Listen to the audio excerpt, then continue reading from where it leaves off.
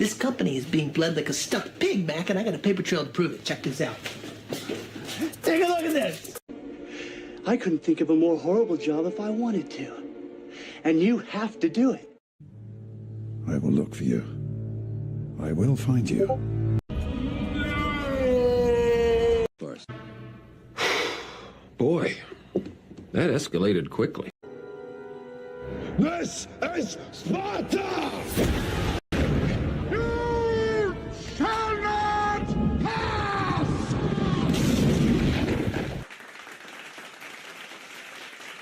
Welcome to the Iron Seas, everybody.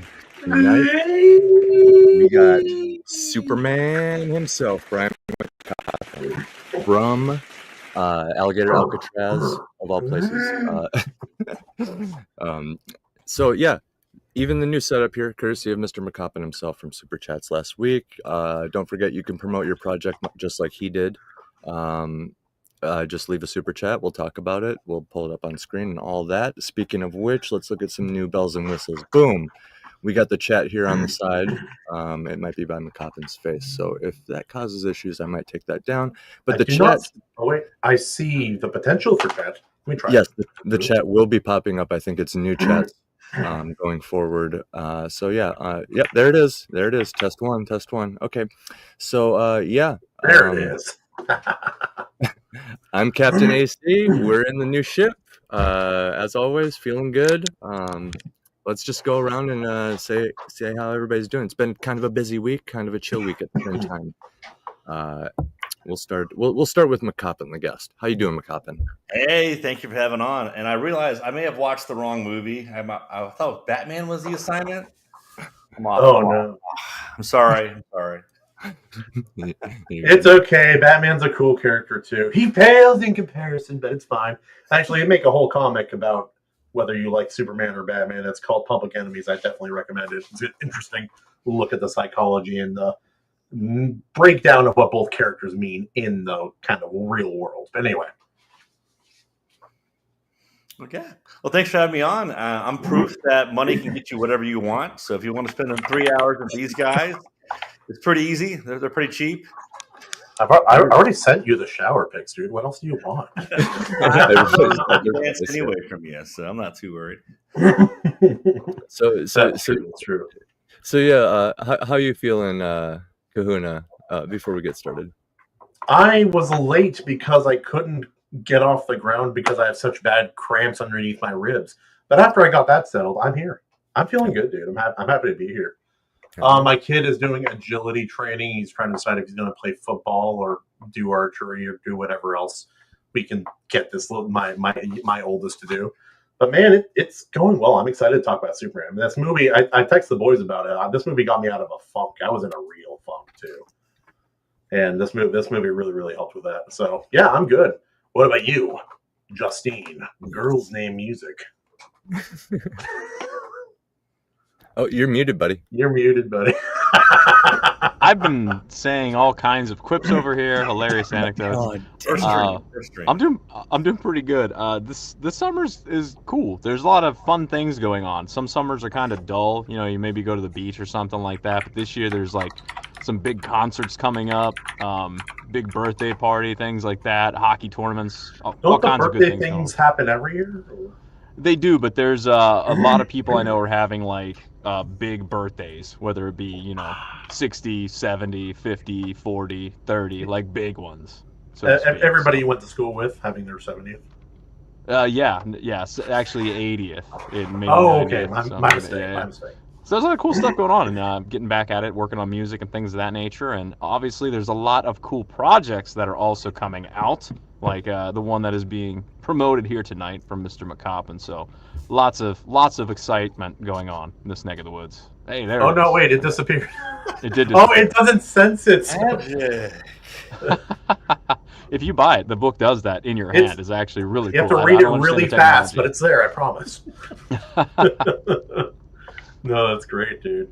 No, I'm so excited for this book. Any word on when that audiobook will be ready too? So I need to decide if I'm going to do it. Having trouble deciding? Well, it's expensive to do an audiobook. It is expensive. The average actor to do like 100,000 word book is like $2,000. Yep. So I have to sell like 100 to make my money back, and audiobooks don't sell that fast sometimes. So, Yeah. It's tough. And the first two came out so nice as well. yeah, the second one had a couple things. I think my guy started smoking, so his voice changed a little bit, or something happened. So Yeah. He had a cold for one recording. Oliver took out his firearm and started letting the demons have it. Like, wait a second. And then suddenly, and it goes from that to, and then yeah. No, I can tell you as somebody who's like making his own audiobooks, there's a lot of like surprisingly more painstaking editing than you might imagine. Or at least sounds like a painstaking process, but turns out no, there's like a specific format. It's like so short forms, and like no, actually, even if you put like sound suppression, you still gotta like kind of go in and manually cut out all the space between every word and stuff like that. And yeah, if you want that total silence, right? Then yeah, that's what you gotta do. So I can kind of imagine why it might sound different. It could be like as simple as standing in a different place from the mic, like it's a different distance away. The mic may have had a slightly different setting. Maybe he smoked, like you said. I think part of it too is he didn't do much on his side for promoting the work. Like I see a lot of audiobook people promote their own stuff, and he really didn't do that. So I might change gears and find somebody who maybe already has a following of some sort. That makes a lot of sense. I mean, yeah, team ups like that, I think it's good for everybody involved. You can find somebody that is willing to throw that into the mix too, and not just do their thing and be on their way. So I think that's smart. It's like at some point too, like this is what happened with Stormlight, is that they already knew Brandon Sanderson because he finished The Wheel of Time, and they were the narrators for that. And then it's like, okay, we'll just get a percentage of how much whatever the book makes, and then it makes like $5 gajillion, and they're sitting pretty good. Yeah. Ugh. I want to get into the world of audio narration, but if I'm going to do that, I have to have an at-home studio, because with my schedule with my kids, I can't just leave them there for hours every single night. Yeah, Tuesday's already a bit of a stretch for me right now. I think too, man. Some of these AI readers, they're not quite there yet, but I think they're getting like we're right around the corner from having an AI reader where you can't discern that it's not even human, and it sounds really good and it's cheap. And then like the Suno audio, like the voice. Basically free if you're good enough. Basically. Amazon, I guess they paid for it, but they did an AI version of my nonfiction book. Oh, cool. It's not wonderful, but it was free. They said, hey, we'll do this for you. Are you okay with that? I'm like, yeah, go at it. Sure. So that audiobook is live, but it's AI, obviously. Like, instead of saying IT, you'll say it. Like, come on, capital letters. But at first, I thought it was going to be like F it, like those bumper stickers kind of thing, and then I'm like, oh wait, no, this is different. I kind of want to listen to that now because it'll just, have funny sentences on accident. Like, if you enjoy it, then it's like, enjoy what? Anti-AI people, when they hear that first AI audiobook, that they couldn't tell the difference. I didn't mean he was so excited. Step on your toes, McCoppin. What were you saying? No, I was just saying, like, it wasn't bad. Like, I listened to it. It wasn't like, and what's crazy is you can tell the AI at least attempted to change the tone of the voice for each character. Like, it wasn't a totally different voice, but like, it was a female, the AI got a little feminine. If it was like a different male, it changed the tone a little bit. So that's interesting. Really, I have one app. I don't want to pay for it because they charge you, I forget, it's like $100 a year. And I'm like, I don't know if it's good enough, but you can get like Gwyneth Paltrow's voice. There's a handful of celebrities Why that would signed you want up. that though? You don't, but I'm just trying. She's the one that they're like, we got a real celebrity to do this. She was one of the bigger ones. There's like 3 or 4 that they signed up to do it, where they signed over their voice, and even if you don't want her to read to you, it does sound like her. It does a pretty good job. So I think we're getting close to the point where the audiobook issue will be resolvable for people that are not, opposed to using AI. And then I think having an actual human, you'll just have to put a sticker on there or something because I think there'll be still market for that. But Yeah, We have Daniel Craig, Gwyneth Paltrow, and Gilbert Godfrey reading 50 Shades of Grey. Please. No, it's happening. Fantastic. It's happening. Anyway. It's happening. You think it's not happening, but it's happening. That's Have you guys ever heard Gilbert Godfrey read 50 Shades of Grey? No. It's Wait, one of the yes. only- I have. I about bust a gut laugh, dude. It's so damn funny. If they ever He come reads out it with exactly like that. He Essentially caressed my neck. We need a Jim Varney one coming out here, so we need Jim Varney reading some of these great works too. But that's right around the bend. But it seems like with AI too, every time they're like, "Oh, in 6 months, just you wait," and then you get 6 months, and they're like, "Just wait another 6 months." It's compounding. It's just it's exponential. Just wait another 6 months. So it's gotten better, but it hasn't. I thought we'd already be there by now, and it's not quite. But I think it is around the. I got a little insight on why it's taking a little longer. They're moving their efforts over towards replacing employees right now. All the AI companies I was gonna say that. Like, wait, what if we use this to make more money and get rid of American jobs instead of, artistic bullshit? They're all doing now. So, gotcha. Dude, what a shame! What a shame! Yeah, yep. Interesting times, my friends. Interesting times. But yeah, Monty and I have talked about Superman many, many times. Anyway, I cut you off. Go ahead. Oh, I was just going to say, without further ado, the movie this week is Superman. That's what I was getting at with introducing McCoppin as Superman. 1978. And we kind of were talking about it behind the scenes.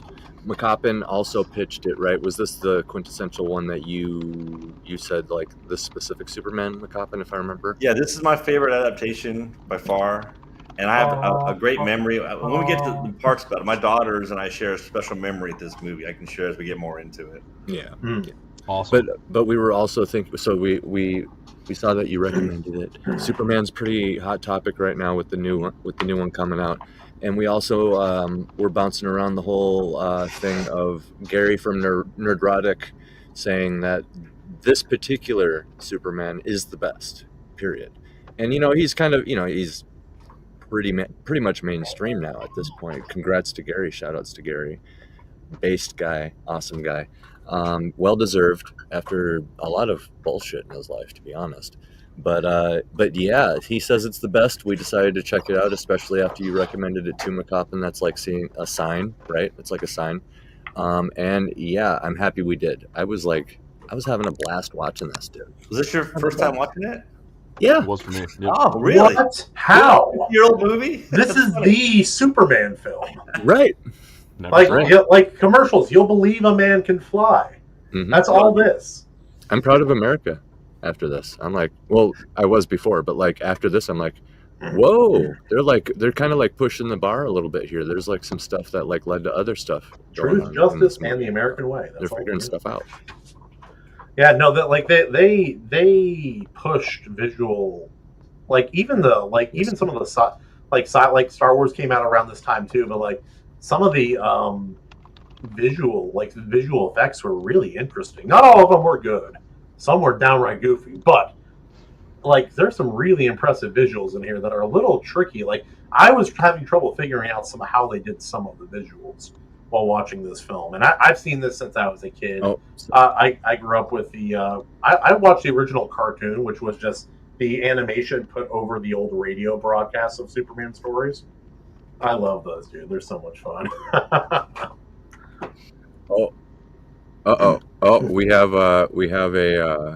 We have a special thing, so I can wave the flag. That's me waving the flag. So Kahuna, you know what to do.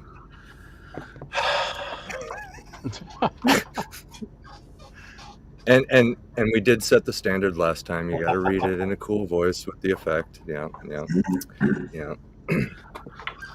Now Hawaiian Superman takes out super nipple.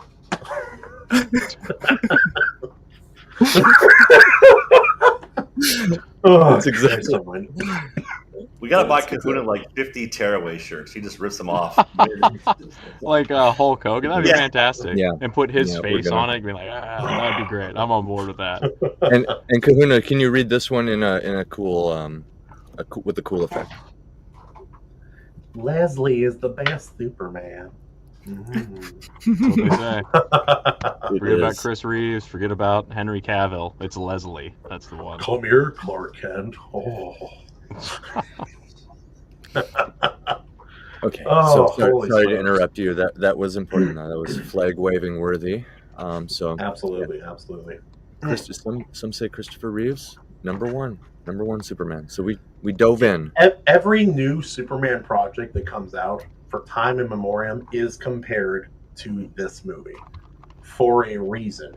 It is not a perfect film. It's an older film, and so that stands against it a little bit in the eyes of some people. But I have 2 young children who have grown up watching garbage modern cartoons that are attention span resetting, and they loved this film beginning to end. They love this whole film. Except for Elric, he was getting impatient. He's like, he's Superman. I'm like, not yet. He isn't. He will be. I promise. So, Justin, are you gonna give us a recap of the movie? You do your spiel. Yeah, I was waiting. I like to wait until I don't want to jump in case these guys want to talk about whatever. But yes, for those of you that haven't seen Superman 1978, the summary here, this is 1978, which would surprise me. Almost 50 years old. If I'm doing the math on that right. Oh, Justin, if you would have showed me this, I would have guessed 80s. Yeah, me too. I would have guessed 80s. Yeah, I would have as well. Ahead of its time. One of these movies from the 70s, absolutely ahead of its time. So the summary, if you didn't catch it, just before the destruction of planet Krypton, scientist Jor-El sends his infant son Kal-El on a spaceship to Earth. Raised by kindly farmers Jonathan and Martha Kent, young Clark discovers the source of his superhuman powers and moves to Metropolis to fight evil. As Superman, he battles the villainous Lex Luthor, while, as novice reporter Clark Kent, his alter ego, he attempts to woo co-worker Lois Lane. This is starring quite a cast in this one. Obviously, Christopher Reeve, a lot of people's favorite Superman, and for good reason. Margot Kidder, we got Gene Hackman, Marlon Brando's in this. There's a couple other names that didn't ring a bell. Ned Beatty, I don't know how to say that one. I feel like I know these. Glenn Ford, these names sound. Yeah. Jack O'Halloran. I'm like, I feel like I should know who these people are. These people are huge. The Right. cast is enormous. That was absolutely the vibe that I got from this. Obviously directed by Richard Donner, which is why people call it Donner's Superman. Budget only $55 million, but made $300 million, and this is in the 70s. So convert that to money. That's modern numbers. Well done. Modern. And as a result of that, obviously, I mean, Superman, the comics are massive. You got video games and merchandise and everything else, but there's 9 Superman they're films. comics too. Yeah, they probably came out after this, obviously. Yeah, there's 9 Superman films out there. There's some that were from the 40s and 50s. I don't know if they were actually films the way they were. They're animated. They're like animated cartoons. They were those super are short. incredible. That's what they were referring to. They're very good. Dude, the animation on those, it's still it's so good. I don't understand the physics of punching a laser, but if anyone can do it, they made it work. Who cares, man? It looks awesome. So they did 4 with Christopher Reeves. Then there was one with Brandon Routh in the early 2000s. Obviously, we got 2 technically with Henry Cavill, and then the newest one is releasing worldwide on Friday. It's out. Some people are seeing it. The new one with Corn Sweat at the lead. So that, gentlemen. What did you call it? Corn Sweat. His name's Corn What's Sweat. his name? Gary Corn Sweat? Doug Corn Sweat? Something Corn Sweat. Small corn sweat. It's all about corn sweat. That's why he's perfect for the role, right? Bring back Tom Welling. He was fine. No, from Smallville. I like Smallville. That was a fun show. I like it too. It was definitely when it was teenage drama BS. It was teenage drama BS. But when it was Superman, it was. It was the prototype for the WB. That's what it was. This was what the WB was the next 20 years after the show came out. Yep. Anyone who has seen a modern CW show. Actually, maybe I don't want to cast him under the bus. It's you can thank Smallville for every modern CW show. Yeah, there's and it also started the trend of every female recurring character in every single CW show being ridiculously hot. Every single one, inexplicably for no reason. Just good storytelling. It is, but so they can't even have they can't have a single average one. They're all just 9 to 10 to 11 out of 10. I don't understand how they keep doing it. They must have an entire studio dedicated to finding these women out in the rough, like Aladdin. Let me rephrase that. Like Aladdin as in a diamond in the rough. Anyway, continue. Gotcha. Did your version of this movie? Because I had the full length cut. And it was 45 minutes longer than the theatrical cut. It was way longer. I didn't end up watching that because I was like, everybody's watching the theatrical. I don't want to have like a weird where I saw something and you're like, what are you talking about? But there's two cuts. At the beginning of your cut, the theatrical cut, if that's what you watched, did it have the 1938 Action comic introduction, or is that just like a special DVD thing? No, that I wasn't around. McCoppin, did you see that? That was shown in the theaters. Okay. Yeah. Yeah, that was cool. I like that. If you watch the movie, it has kind of like a glow to it, like a brownish kind of glow to everything.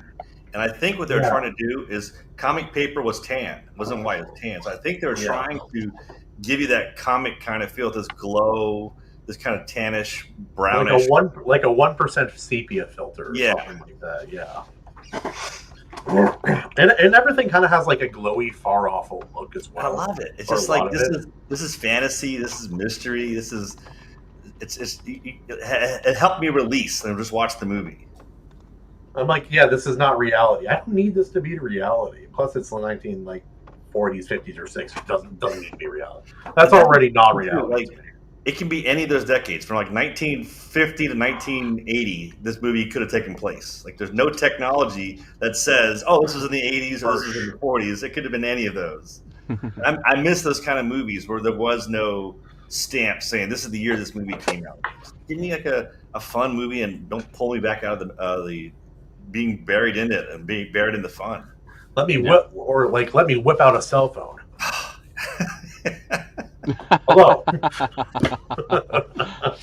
Oh, just hang on. I'll fax that to you. Let me just get on that. Send that right over. Let me check my pager. Oh, yeah. Christ. I barely know what a pager is. I don't think kids have any idea. They have. There's no way. Yeah, it was something. My dad had one growing up, but I never had one myself. But this movie opens up. It's got the ice planet. I thought the models in this, on the whole, there was a couple scenes where the practical effects, a little bit rough, especially like the flood scene towards the end. But on the whole, I was impressed by most of the set design in this. There was a lot of really good-looking shots, and something about the use of the miniatures and the models, just like with Star Wars, it comes across. Yeah, like that whole believably the whole dam breaking flooding scene. It was all miniatures. And it looks pretty damn good. Like, actually, it's like you're gonna have a really hard time finding miniature work from movies back then that looks as good as that did. Also, real quick, I just saw the poll. Who said Immigrant Story? Who? In the comments, I demand to know. We got superhero, which is the right answer. Super boyfriend, which is why does that have more than one vote? This is the women demographic in our audience and gay men. And then we have super immigrant. Who? I think Andrew Campbell's taking credit for the super immigrant. Pretty sure. Yes. He's saying me. I think there's an argument to be made for all of these. Actually, I was being a little cheeky with the super immigrant. You can be all of them in one movie. Well, right, yeah, and one character, right? So, because you do kind of need the origin story of Superman. You have to explain how he was raised and stuff, right? That's part of the context. I'm flying to Mexico to jump the fence. Thank you, Andrew. Remember, you have to fly backwards because you're in Australia and everything's upside down. It makes no sense. Can leap the border wall with a single bound. So for him to reverse time, did he have to fly in the, was it clockwise or counterclockwise because of the in the other hemisphere? Yeah, west and east, In addition to the models looking really good, something that caught my ear right off the get-go, the music in this movie is fantastic. John Williams, the score is so good, and anytime the soundtrack grabs your ear, like Interstellar has that kind of a soundtrack too. It just like, or Lord of the Rings, Harry Potter, just like grabs your ear by the throat. This did that, and I was just, oh man. So from the very beginning, even in the like, subtle it starts scenes, so like good. these nice little like moments are just like all filled with this music, and then it so easily transitions. Like whenever there's a character moment or a moment of realization, like the theme will play or something else, and I'm like, oh, it's so good. Even there's a reason John Williams is responsible. He has more Oscars won than any human alive because of his talents as a music composer for movies specifically. And then he was a musician in World War I or II, I think it was II. And led right into this career. But this is the iconic superhero theme. Mm-hmm. I don't think there's a single one that is more iconic. Maybe Batman. The Danny Elfman Batman from Batman, Michael Keaton. 89, yeah. Oh, well, that's the only one that's Danny probably Elfman, anywhere bro. close. Danny Elfman. That's what I was picturing, which is not quite the same as Adam West. Williams. But We all know it because we all make fun of it, but we didn't specify how people knew it, so there's that. So at the beginning, another thing that was interesting about this is they're setting up. There's a court going on, and obviously you get a glimpse into the race of Superman's people and his dad and all this. What was interesting is they start, and there's the three characters. I didn't get the third one's name. It's Ursa, Zod, and the third one that was on trial. Anybody catch the other name? It's not that important, but I don't remember offhand. they find them guilty of whatever the crime was. Zod was trying to lead a rebellion against them, and so they're trying to lead a coup to actually help Jor-El, ironically enough, in some ways. that's because- at least in their own twisted way. That's how they saw it exactly. And whenever they find them guilty of this rebellion, they put them into that glass frame. They're like, no, and they the send them Phantom off Zone, into yeah. space. And what was interesting to me about that is, unless I missed something or if it's in the extended cut, they don't mention them ever again. It's just like they're sitting. They come back in another movie. I knew that they were going to, but it was just the confidence. No, we'll get to them in the next. There's going to be another one. I thought that was. Some people I think would hate that. They're like, no, if something's in a story, it has to come back. I'm okay with that. I liked because I'm like, what's going on with them? And then once the movie's over, it was like, oh, they're going to come back. Who's going to get them out of there and all that? So I thought that was kind of cool. And then obviously they tell them the planet is going to blow up. And no one listens to him. He's like, we have, 30 days? And they're like, you're being silly. And then, of You're course, just wrong. The Jor-El is like every climate activist scientist here on Earth, except he's actually correct. yeah. It's like, oh wait, the Earth actually will end here in about 35 days or whatever. One thing I didn't look into is this story in this. Is this pretty comic accurate? Does anybody know offhand how closely this follows the original story? Mostly yes. It's very condensed, but it is a general amalgamation of a lot of Superman origin stories. And Pa Kent dying the way that he did is very comic accurate. Very rarely is it not the case. One of my biggest criticisms of Man of Steel is that you could have saved your dad. Yeah. It's important that he dies. It's important that he dies, and not only that it's in a way that Superman has no control. Has no ability very to important. stop all this power, and I can't even save my dad. Oh, Very yeah, important for a Superman story because you need to show he isn't all powerful. He almost is very closely. He's an incorruptible, morally immovable, all-powerful hero. It's very hard to tell that story, so you have to find creative ways. That's why they created Kryptonite. That's why they showed that he couldn't save his dad. There's very important things they have to do here. So you want Kryptonite trivia real quick? Why they invented Kryptonite? You guys know the story? No. I've heard of it. Film On the in. radio drama for Superman, the actor got sick and couldn't do it for a few weeks. Oh, no. So they said he was depowered under Kryptonite. He wasn't in the show. They had a Superman radio show about Superman. They did, yeah. Kryptonite. Good idea. That's so funny. So it wasn't actually part of the plan. It was just they needed to improvise, and then it became so critical to the lore. That's funny. And then the comics ruined it because they started. It's like the Green Lanterns. Hey, we have Kryptonite, we have Green Lanterns. What if there was every other color? And they all did different things. Yeah. And they were very 80s. The pink Kryptonite turned him gay.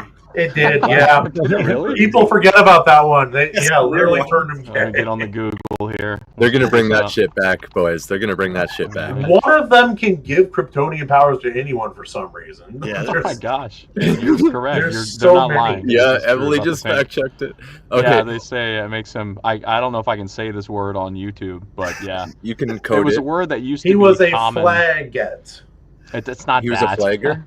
He was a No, flagger. no. Oh. It's a word that's commonly used. It's just the context. I don't know, but it just means weird. Fudge puncher? Oh, okay. Oh, it just means weird. I see what you're saying. Okay, I know what word. Okay. Okay, so a lot of this follows the comics pretty closely, including whenever they send Kal-El. He's the one person from this planet that gets sent off. His parents send him away, and they send him to Earth And I thought it was cool that they have all of the knowledge of all of the galaxies like in there. So as he was in that thing for a while, because he starts off, he's a little baby, and by the time he gets to Earth, he's like several years old, I think, and he's just been absorbing all that way better than baby Einstein. Can you imagine if all the game was like, I don't know, Teletubbies or like one of those?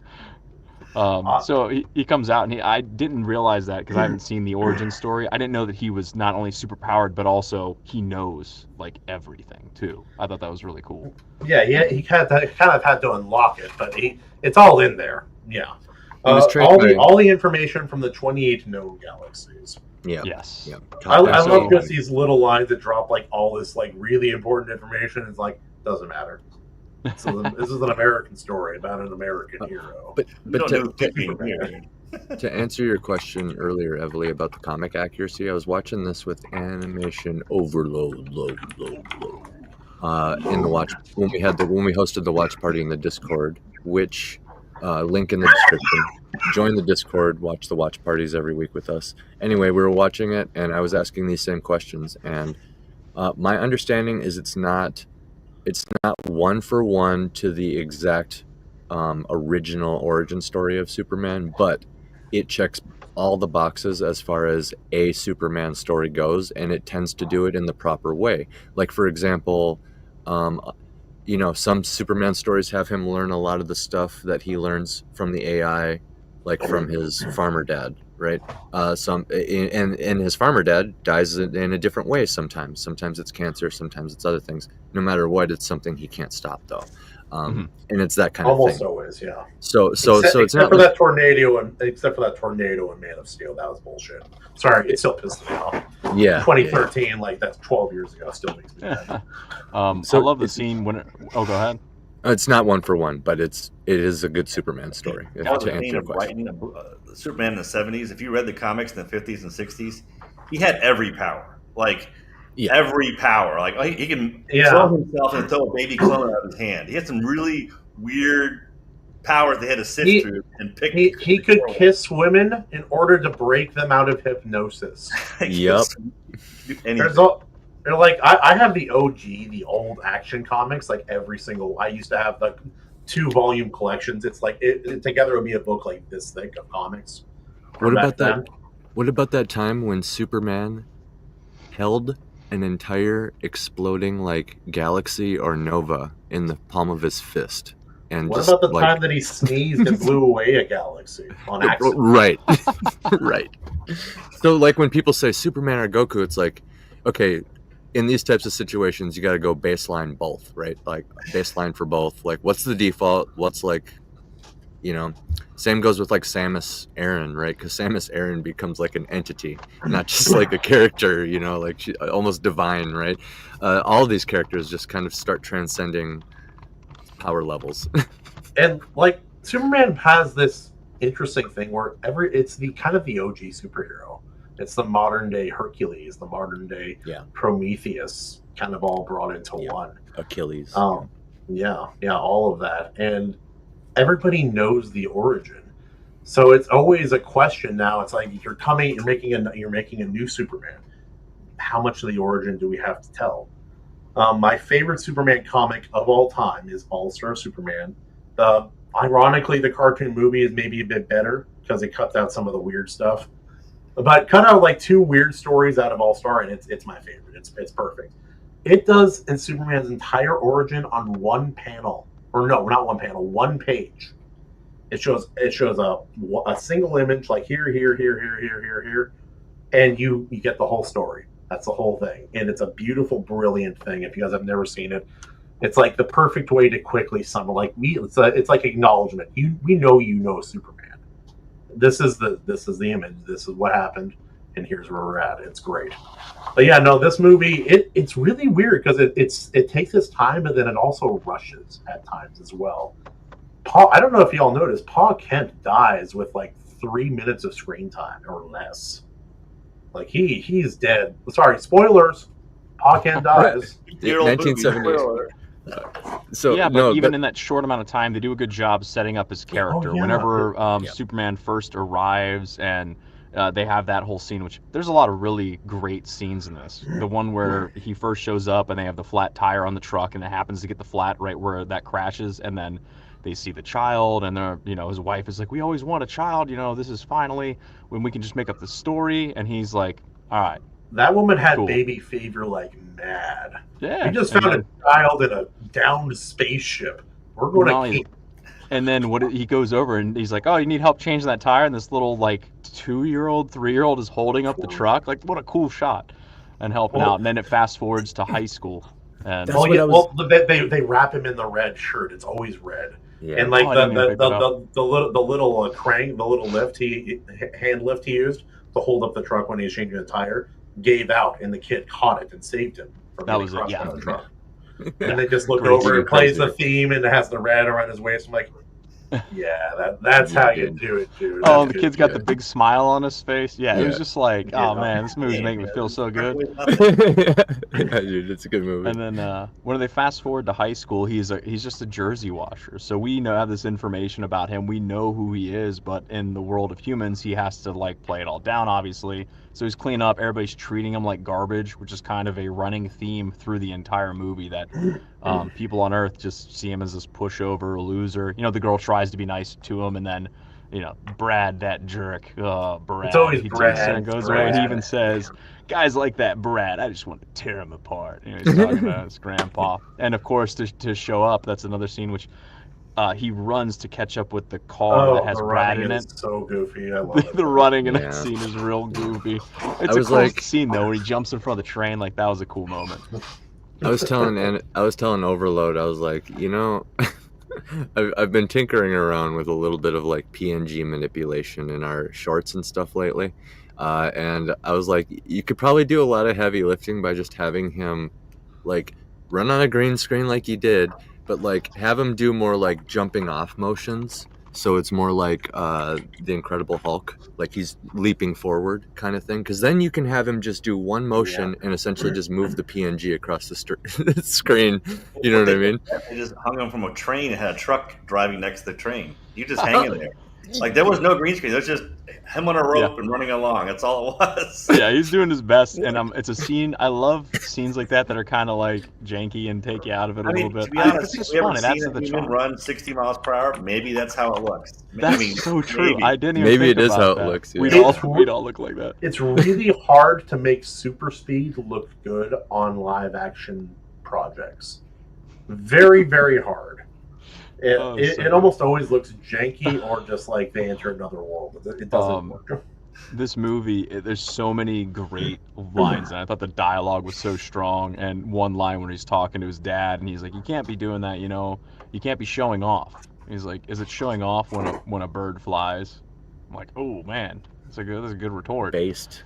And why is it everyone else can do everything to the best of their ability, but I can't? Yeah, that was good. And then I like, of course, the dad tells him, you're here for a reason. I'm like, oh, right in the It's field. not to throw footballs. And obviously, this did you really think he was going to die? And did you think he would die that early? Since this is both of your first times watching it. I knew he was gonna kick the bucket, but I wasn't sure how far in or not. Same thing. So same thing over here. But I mean, I don't know. It was. Even though we didn't get a lot of screen time with him, we knew that he was a part of his life, and they had that conversation. You could tell the relationship that they had and all that sort of stuff. Even those few moments, it was in a very short amount of screen time. They really show you who he is, and so it's very sad when he's gone. Yeah, I was eager to see the relationship dynamic or the family dynamic, his relationship with his family. Because I know that's such a big... It gave you the bare minimum, but it gave you enough, and it was well done what they gave us. That's all you got to give people. Yeah, that's it. Yeah. Yeah, but him telling him you're here for a reason, I love that. Obviously, Superman. A lot of people were saying oh, the creation of him was very like Moses, and he's got a very religious feel to him. So that line that you're here for a reason, I was like, yo, that hits.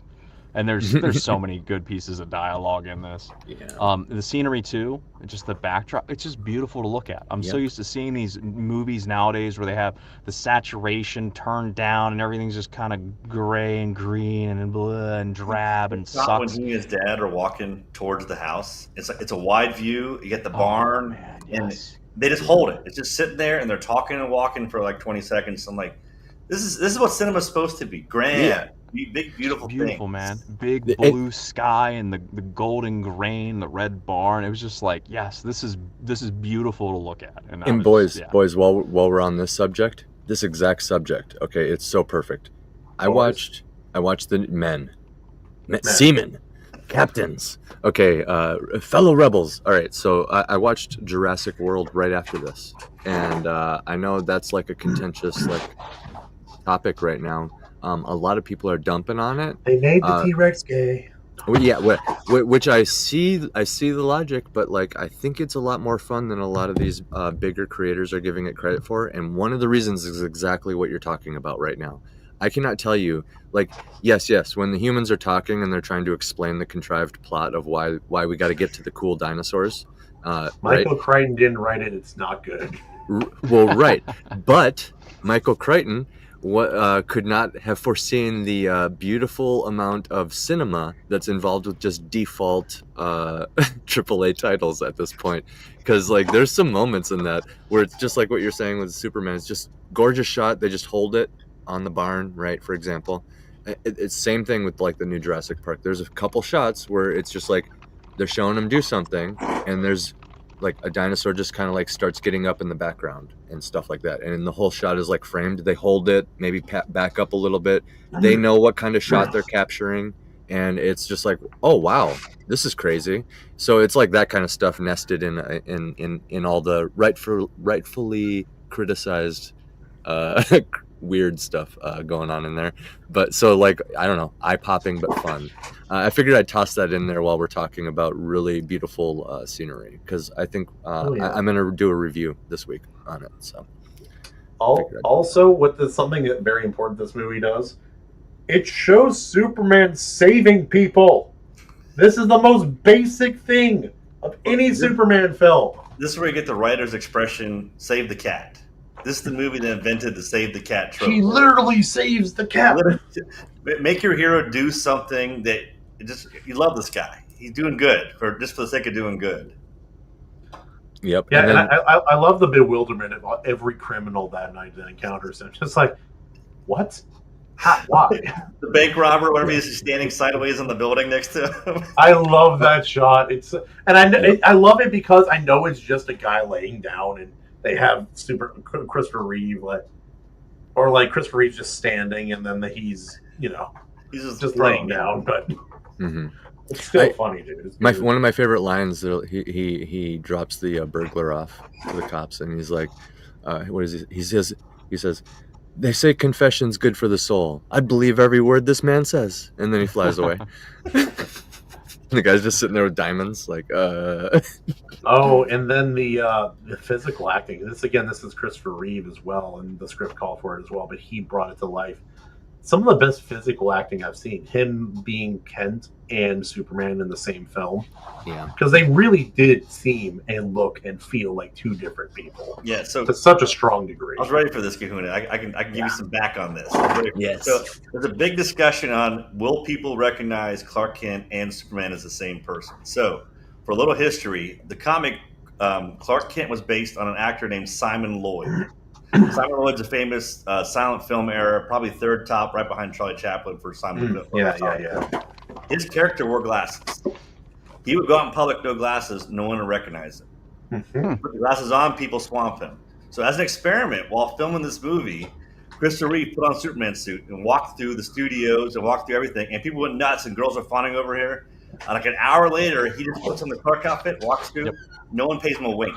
They literally know this guy in person, and it works. Oh my god, that's like Henry Cavill did that in London, in the middle of London too, and no one, people didn't recognize it. It's like whenever Charlie Chaplin, a real thing, entered a Charlie Chaplin lookalike contest and he placed third. It's just one of those things. He placed third, yeah. Prior to getting into the city where everything you guys are talking about happens, there's also that scene where after the dad dies, they have, he's talking to his mom and all that, and he's like, I gotta go help people and do all this stuff. Where do you have to go? North Pole. Yeah, he goes. Was it the North Pole? I don't think they say it. They don't say. It's but somewhere. I know it's north. Yeah, he went. It's all snow covered and everything. He takes that crystal that he found. He like wakes up in the middle of the night and he's drawn to the barn and he under the floorboards he finds that crystal. Which was that kryptonite? No. Okay, That's the confusing part. It's not. Okay, he takes that crystal up north and he just chucks it into the water, and we're not totally sure why. I don't think, but then it's that great scene where it bubbles and the Fortress of Solitude then just like comes out of the sea. It's so cool. It generates. Was like the entire plot of the Brandon Routh Superman. If I throw this in the water, we'll have an island. They turned that into an entire movie. Oh, really? I haven't seen that one yet. Brian, you and I need to talk about that movie at some point because there are some really good things about that movie. But Brandon's great. He's a phenomenal Superman. But everything about the movie is weird. It has but it also has like some of the best Superman scenes ever put. And he catches like the Daily Planet sign, and he's just doing very Superman-y things. I will say, Superman film ever is him saving that plane in the plane crashing. Yeah, that's a lot of fun. That's one of the best action Superman scenes ever put to film. So like bar none. They wanted to do something similar in this movie. Instead of having him just kind of hold up, I think it was the second movie. Instead of having him holding up the plane, pretending to be the engine, but they couldn't figure out the special effects in the 70s to have him catch an airplane. So they just had that scene where he's up on the plane. I love how the pilot doesn't say what's going on. Don't ask. Just don't ask. Just fly the plane. Like that's a World War. Like that's a veteran. You can tell. He's like, don't ask how it works. If it works, just be happy. Move on. And then the classic line when he saves Lois too. You've got me. Who's got you? I can't do that voice. I didn't realize whenever he is at the fortress, he's there for 12 years. Yeah, he's there for a long time. I didn't know that. That's like because I'm like they bridge that whole gap, and he's up there, and he has the memory of his dad and all that sort of stuff, and the dad's telling him that he has to serve humans, but he's not allowed to interfere with human history, and I just thought like that whole conversation was so hopeful. 10 out of 10. I was like, this is great. I'm just like sitting there, I'm loving it. I'm eating the popcorn, big smile on my face. For those not getting the allegory, they age him up 12 years so that he is 30 years old when he starts his destined work. Kind of like Jesus. Anyway, moving on.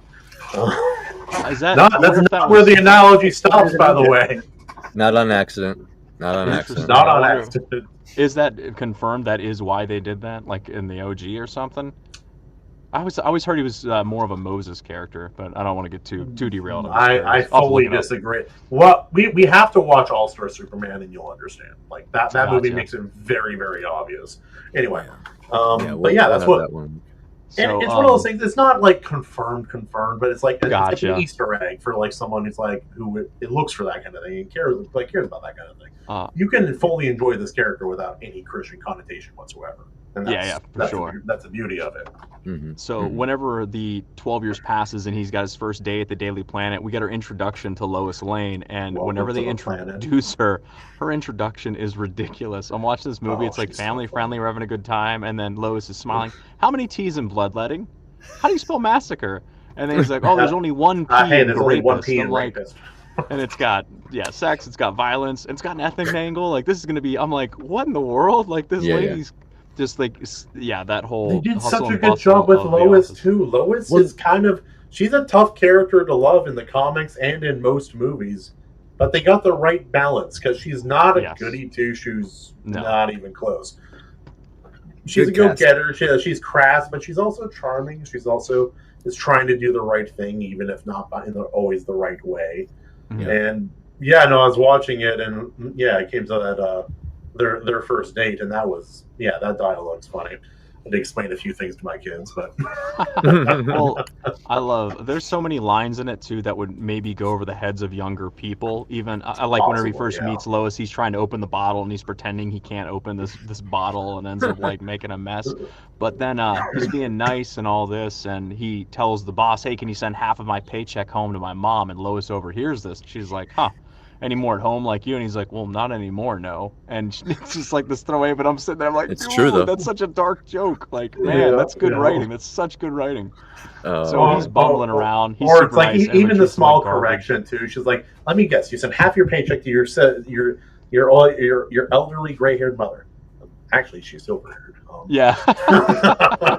Yeah. So that's the thing. It's like Clark, he's not a total pushover. You get a little bit of Superman shines through here and there, and then obviously they get held up at gunpoint, and I love the interaction. Sir, don't point that at me. It could hurt somebody. Wow, we better do what he says, Lois. Oh, I'm sorry, Lois. I thought I fainted. I think I fainted. Oh yes, yeah. He shoots at him, catches the bullet. There was an actor who played Superman in an old, like maybe one of the OG Supermans, like black and white era Superman. And there was a kid in real life who pointed a gun at him because he said, "I think you're actually Superman." Uh-oh. And my parents don't think you are. Oh no. And the guy, as Superman, talks him down, saying, "Well, yeah, it wouldn't hurt me, obviously, but it could ricochet off of me and hurt somebody else. We have to do the right thing," and talk the kid down. But this is like, there was a police report. This really happened. This is a whole thing. I'm like, why are your trunks brown, bro? What happened? That's crazy. I thought they were supposed to be red. And then shortly after that, we get introduced to Otis, and he's the one part of this movie that didn't always work for me. And the villains in general are a little bit like Lex Luthor. Love him, but he is a lot like the very, very original like Superman villains, like from early Action Comics. Mm-hmm. A lot more cartoony, a lot more like maniacal, a lot less grounded than modern day interpretations of the character. You didn't like Lex's contrived unraveling of his master plan using the entire floor of the room? I did like Gene Hackman really did. He acted. He did good. I thought he did good. Yeah. He also refused to shave his head for the entire film, and then at the end they like bullied him, and then he finally did it. I like whenever the two cops are tailing Otis trying to find Lex Luthor though, and he has that secret passage behind the railroad track. You're like, okay, and then the cop's trying to get in, and Lex pushes the thing, and it shoves the guy. There's a specific FU button. He pushes the guy into the track. I'm like, holy cow! And the dude gets hit by a train. I was like, yo, this is crazy. Also brilliant because who could prove anything happened? He got hit by a train. Yeah, no proof anything else happened. Brutal, and his friends just catch up and they find his hat all chewed up. I was like, he just killed that cop. Like, this movie's crazy. And then Tessmacher, the assistant there, tells him, he's sick, and of course he's got that 70s, that cliche evil bad guy underground lair. It's well furnished and well decorated. It looks like a fun place to hang out. He's got a great library, all that good stuff. And I don't know, there's something, again, there's so much charm that is a product of the time in some level, but it's just, I'm glad that it's like that because it makes it timeless in a weird way. Hackman yells Tessmacher lives rent free in my head. I can hear that to this day. Tessmacher! Like, he was just talking to her. He waits till she leaves just so he can yell. It's awesome.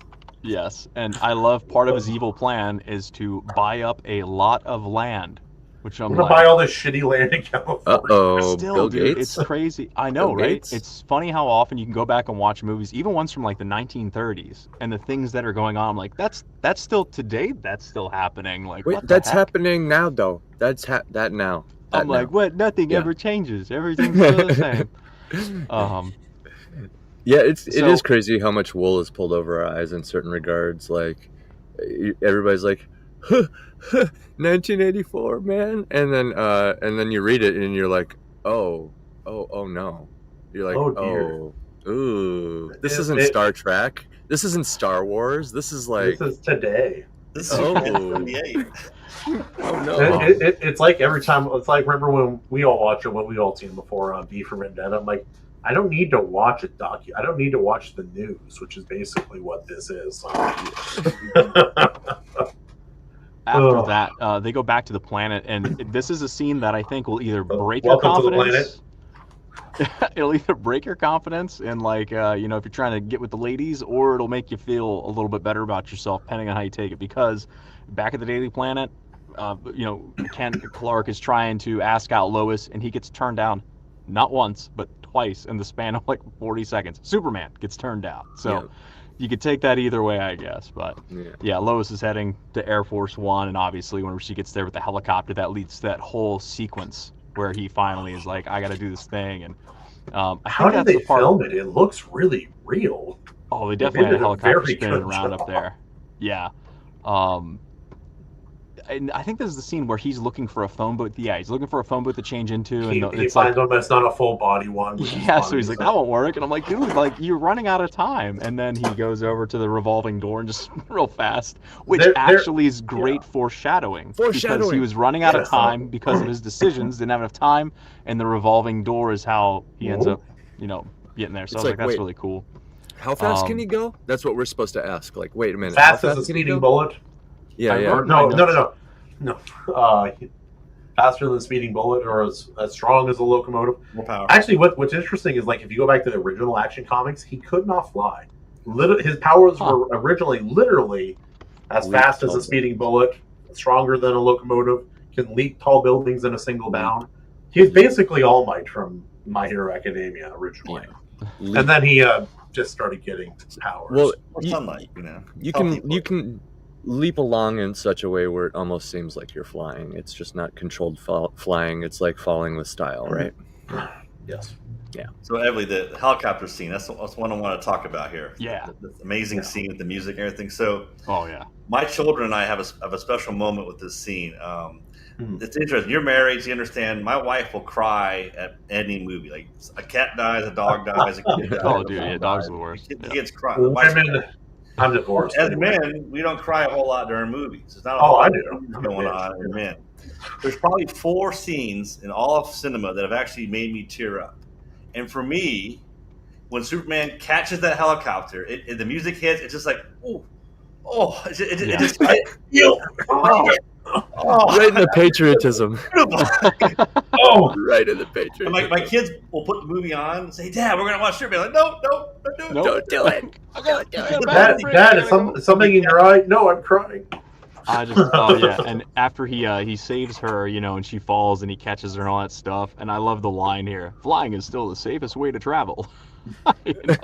And then she's like, "Who are you?" And he doesn't lie, but he says something that's like, he says, "I'm a friend," which is absolutely true, but it's also vague. I'm like, this is such good writing. And then you cut to the dude right after that, the guy scaling the building with the suction cups, which honestly, look, if you have the amount of upper body strength and endurance to do that, I'm like, the guy should get to keep 10% of the take and maybe do like a week in jail, because that's really impressive. Listen, you broke the law.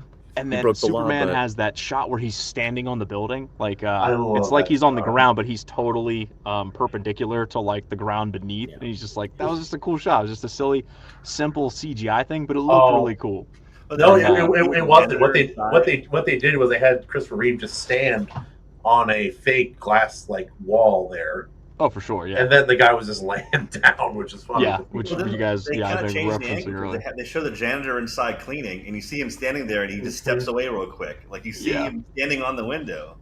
I love the other guy who's like working in his office, and they like go past, and he's like, huh?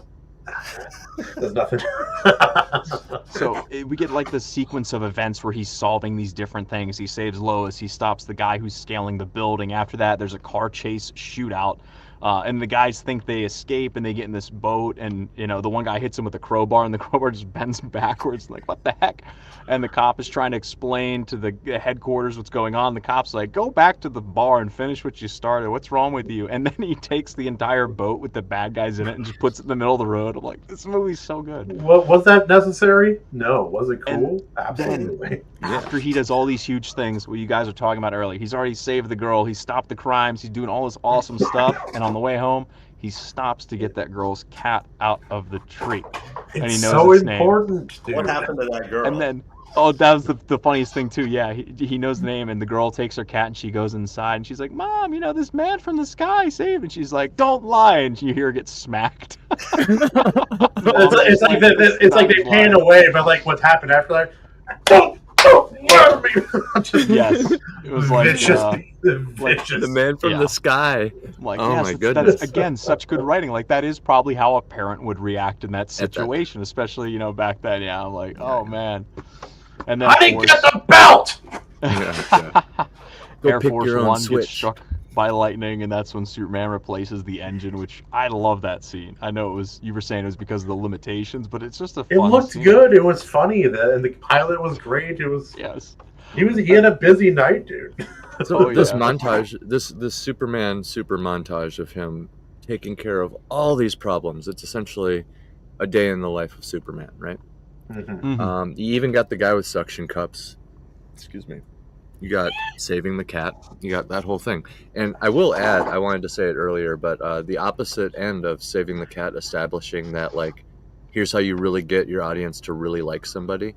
The equivalent of that is kicking the dog. So if you really want somebody to hate somebody, you just have them basically just like hurt an animal for no reason or just cause pain for no reason. Dio from what was it? JoJo's Bizarre Adventure. Oh, literally kicks a puppy in the face for no reason. I might get flack for this. I think Tessmacher is the dog. Like Lex being mean to her the whole movie. Yeah, I mean, she's not a dog. She's a very pretty lady, but she's the one that Lex is mean to. So you really start hating him because of her. Well, you're talking about kicking a dog. Apparently, in the newest Superman, whenever they're doing the preliminary screenings or whatever, they have a scene where Lex kicks Krypto, and they cut it from the final film because people were too like, I don't want to see a dog get kicked. You will hate that character. The audience will hate that character. So you gotta deliver. But my whole point, that whole montage, like I mentioned, the suction cups and everything. We're seeing a lot of tropes established. I mean, these are tropes also from like the comics. Right, and they're just delivering it accurately in the movie. But like The Incredibles, right? McCoppin, what do you think of that movie? I love it. Family movie. That's what I thought. Yeah, I love it. Your kids are probably prime age. Actually, the first one maybe not. The second one, they were prime age to see that. They were all kind of there. I mean, they're all teenagers now, but yeah, that came out when they were kids. So yeah. But yeah, that whole montage of I got time, and he keeps saving somebody else, that kind of thing. And yeah, Animation Overload has a question. Isn't Krypto invulnerable? Ish. The same way Superman is invulnerable. Ish. Yeah. So it really depends on the comic. It depends on how powerful they want him to be. I've had this discussion with my kids too, like about how sometimes you'll see Superman get pushed or hurt or something. And the way I relate to them is like, I do karate for my kids. And I'm triple their weight. I can destroy them easily in a match. But if they kick me, I still kind of react because I'm holding back. I don't want to hurt them. I'm very all right. So I think Superman's kind of the same way, where he's always very relaxed, very amicable to the world around him, and let things kind of happen to him, as I do in sparring with my kids. Like, I'm not going to push hard and be stiff because it'll hurt them when they hit me, kind of thing. So I think he's my goodness, very soft. A Superman monologue would be hilarious. So, because he's like a hyper genius, he probably sees everything in slow motion, right? And so he'd be like, "Oh man, look at this guy. Shit, is he gonna kick me? He's gonna kick me, isn't he? Yeah, here it comes." And he's just watching the kick coming, and slow. He's like, "I gotta take it. I mean, maybe if I do this thing, he'll." You know what I mean? Like his inner monologue, that'd be so ridiculous. There's a one shot where the CIA is trying to assassinate Clark Kent for some reason, and they don't know why it keeps failing. It's a great I've seen it. And they're trying to and nothing hurts him, and they can't figure out why. There's a scene that illustrates this really, really well. Let me see if I can pull it up here. Now you. Ta-da. Please do. And Kahuna, you're talking about the Brandon Routh movie. That does bullet reaction. Like he gets shot in the eye. And it's just it's a great shot too. It's so cool. Doesn't even blink. You still try to fight. Can't you see that it's hopeless? Daddy's home. Daddy's home, yeah. And this is Darkseid at his most powerful. That man won't quit as long as he can still draw a breath. None of my teammates will. Yeah. Me, I've got a different problem. There's no problem Superman can't punch I feel to like I solve. live in a world made of cardboard, always taking constant care not to break something, to break someone. Never allowing myself to lose control, even for a moment, or someone He's gonna go Super Saiyan, isn't he?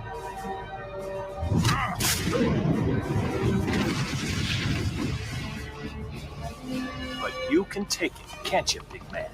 What we have here is a rare opportunity for me to cut loose and show you just how powerful I really am. Oh yeah. Anyway, yeah, This is a good fight. Yeah. that scene is tight, and it perfectly illustrates that exact phenomenon. Basically, it's like because in the entire show, like Unlimited or like what was it called, Justice League and Justice League Unlimited, they couldn't just have Superman save the day every single time because any problem they faced, he theoretically could defeat most of the time. And so they had to like either nerf him or have him like be elsewhere or be busy or be distracted with something else, and so give the other heroes an opportunity to, succeed and not suck. And I think this concept of him always trying to restrain his power in this movie, it makes sense why as a teenager his dad didn't want him playing football, because he knows like a teenager, adrenaline kicks in, he gets a little excited, he gets a little bit rough, and he kills 24 people. So Yeah. yeah. He turns into Invincible season 1. Oh, Christ almighty. I always love when people are like, who wins, Homelander, what's his face, Omni-Man or Superman? Like, it's not even close. Superman every time. Partially because good always wins. Anyway. But no, like this movie is so perfect. Like, it does have slow moments. The romance scene did go on a little bit long, in my opinion. It was the conversations during that were so good too, though. I thought there was a lot of funny lines whenever Superman first shows up, because Clark has a date with Lois at 8, but he's late. Clark's late, and who shows up while she's waiting? Superman shows up, and she's lighting a cigarette, and he's like, "Yeah, you shouldn't smoke those." She's like, "Why? Lung cancer, right?" And then he looks at her lungs with his Superman powers. He's like, "Well, not yet." Not yet. Yeah. And then she offers him a drink. He's like, "I don't drink when I fly." And then what color underwear she am I immediately, like, at work, she's like this tough girl out boss, of like nowhere, dude. Yeah. But once she has, Superman all over, all of a sudden she gets, very soft and feminine and flustered and all that. And it's like they reverse it, because Clark is this bumbling moron and she's in charge, and then the dynamic totally switches, which was really enjoyable to watch. And yeah, so woman, know your place. No, and she's how big are you? I mean, how tall are you? Like that. Oh, it's so the whole conversation is so funny. I love and he can see through things. She's like, "Oh, what color underwear am I wearing?" I'm like, "Whoa, this is getting risque." And he's like, "Well," and I thought he was gonna be like, "I can't look this." No, he looked. Planter, and I love that. I love when he answers, because like she just steps away and like his view is not obscured. And I'll be honest, guys. I'll be honest. Superman already looked. He already knew. He knew. Well, she said he was looking before he left. No, he's just got respect. He's just got respect. She asked him. She's like, "He being respectfully, very respectfully." I thought I was respectful. I won't say anything, but they're pink.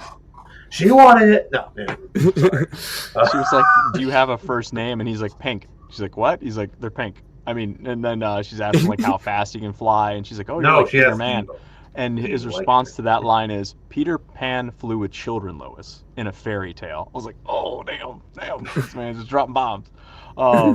So yeah, and then later on, we get to the point where he drops the line, which I guess I'm sure it's cut from the, Jimmy slingshot version of the Superman that came out, where he fights for truth, justice, and the American way. Yeah, they tried to cut that out of every modern Superman story. And and then even when those times when they're not making him a cuck, which is unbearably stupid. And to be honest, he also tells her he never lies. Parenting. That's really what that is. It's just he had the right parents. If he would have fallen in evil parents, bad parents, there is a graphic novel storyline for Superman that explores that very idea. This is a whole genre. Nature of Superman versus the nurture of Superman. And the comic basically, there is an element of nurture, but there is some inherent nature to him as well, which is you can't fully get rid of it, even with a different upbringing. That's called Red Sun. It's where it's the DC world based in like the 1940s and 50s and 60s, and it's where he lands in Soviet Russia, and he's raised by Russian. Martha and what's his name? He's got the hammer and sickle instead of an axe. Basically, yeah. And then Stalin wants him to become supreme leader. It's a little different. It's a good graphic novel, but it is. There's a Batman in it too. It's a weird one shot. So, Oh yeah, and like they're like using like CIA like technology to try to like take down Superman. And it's like Superman's like, why can't we just get along? No, yeah, that's a whole genre. That's a whole genre. Is the whole like let's just put Superman in a different origin. Let's put Superman. I am pretty tired of the evil Superman genre. trope. I'll be honest. Yep. I'm okay with it creating, like, okay, like it's okay if like a genre is not like your thing, right? But like, I actually think it's quite beautiful that Superman is literally so powerful that he's creating unintentional offspring Supermen, in different parallel. Yeah. You see what I'm saying? That's what you meant. He's so powerful. I thought you meant like having kids. I thought you meant like breeding. No. These are other Brightburn. You got the boys. You know, list all these other rip-off Supermen that are just basically Superman what ifs. I like what if. I like Superman archetypal characters when done well. All Might from My Hero Academia is a really good archetypal Superman character. He's not all powerful. He has a very, very blatant weakness, actually. But he is the pillar that holds up society. He's the pillar, the symbol of peace. I'm like, that's a Superman character. That's what a Superman character is meant to look like. And it was so well done. I love that character. That's my favorite non-Superman, like Superman-inspired character, maybe. It's up like there. a Roland, maybe. I like Roland. Roland is... Ooh. Him with the tank, someone was asking you like a good scene, like the best scene of him. I'm like, there's a time where he fought a tank and won. I mean, there's that. I mean, that's pretty damn good, dude. But I like Roland too because he's the big muscle head. But you did something that a lot of people don't. It's like there's the big guy and he's just the big dumb brute. No. Big guys can be very, very smart, especially if they're good fighters, and Roland is a great example of that. Very, very sharp fella. I feel like the big dumb guy trope was that really like weak guys were like, well, we need a strong guy. We'll just make him stupid.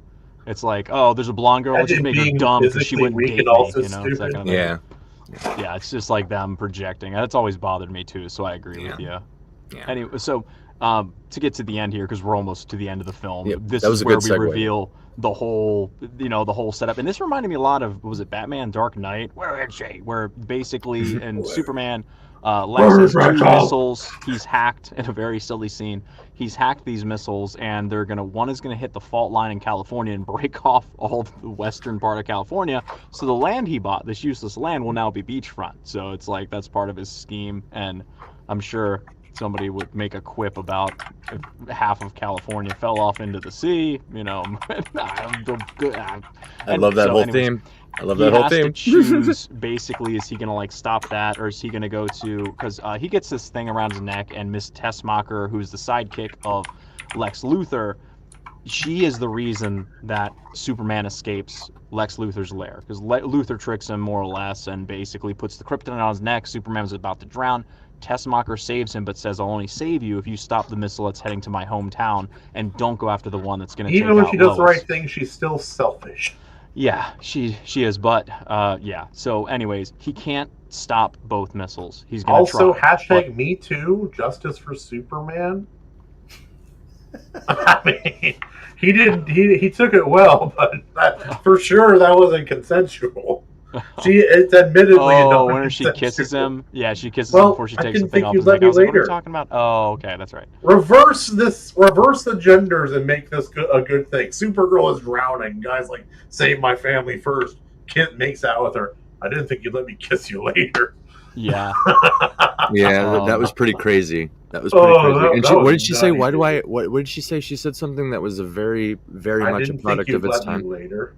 No. She was like, why can't I ever? What did she say? Why can't I ever pick a like good hump one all the? Why can't I hump any good guys or something? I don't think she said hump. I don't think it was. It was a word like. I don't think that's the word. Fine. It was like. I think the word. Why can't I get with? Land a good one. No, it was. Yeah, I think that was it. It was very cartoony though, and I was like, wow, what a product of its time. I was like, kind of awesome, but like definitely not needed. You didn't need to have. Bill and I brought this up in the comments. How is Lex the bad guy for wanting to blow up California? The morals of this movie are all over the place. See, I knew somebody was going to have a pithy quip about it.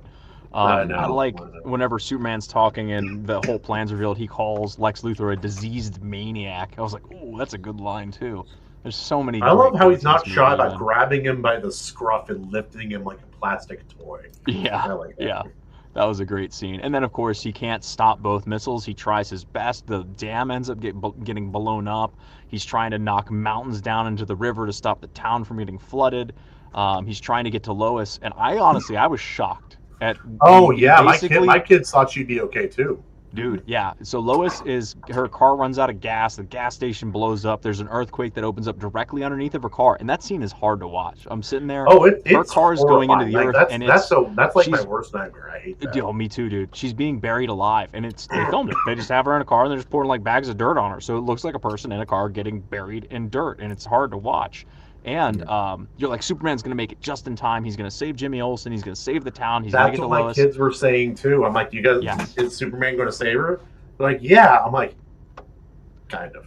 Dude, kind of. And he doesn't save her, but then he loses his mind. And this is a scene, this is where it brings to like the conclusion. I've heard a lot of people have issues with this because he's such an emotional mess. He couldn't save his dad, and now Lois, he couldn't save her either.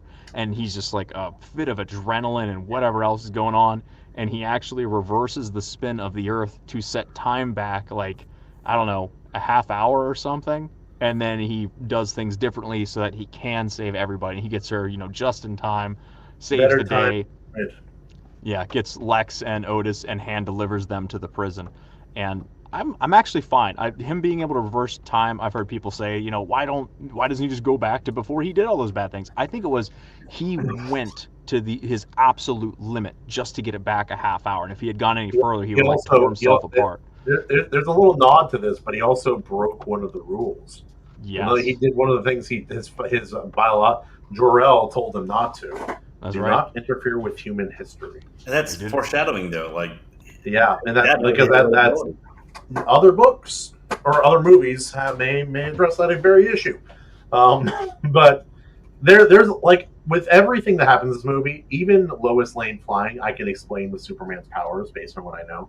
There's only one thing he does that I cannot explain with his powers. When he jumps out of the window, is flying down, and the suit appears. Oh, yeah. That's the only even the time travel reverse nonsense that is still explainable with his powers. The suit thing, I kind of like. I don't know, kids. Sorry, I don't know. Yeah. He unravels his outfit and sews a brand new one and puts it on. That's how fast he is. That makes so much sense. That's how fast he is. Yeah. That's literally how fast he is. Oh, also, real quick, like in Megamind with Metro Man, right? Taking a stroll, reading a book, drinking someone else's coffee, really contemplating his life. Yeah, that's a good example, dude. Metro. So, the home planet, Antarctica world. So, what do you guys think?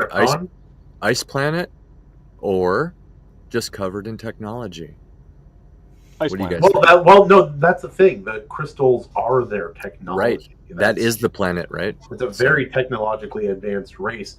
The only time I've seen a depiction that I thought made me wonder whether the ice crystal thing was the best depiction, Man of Steel, admittedly, I thought they did a really interesting Krypton. I thought that was a really interesting take on Krypton.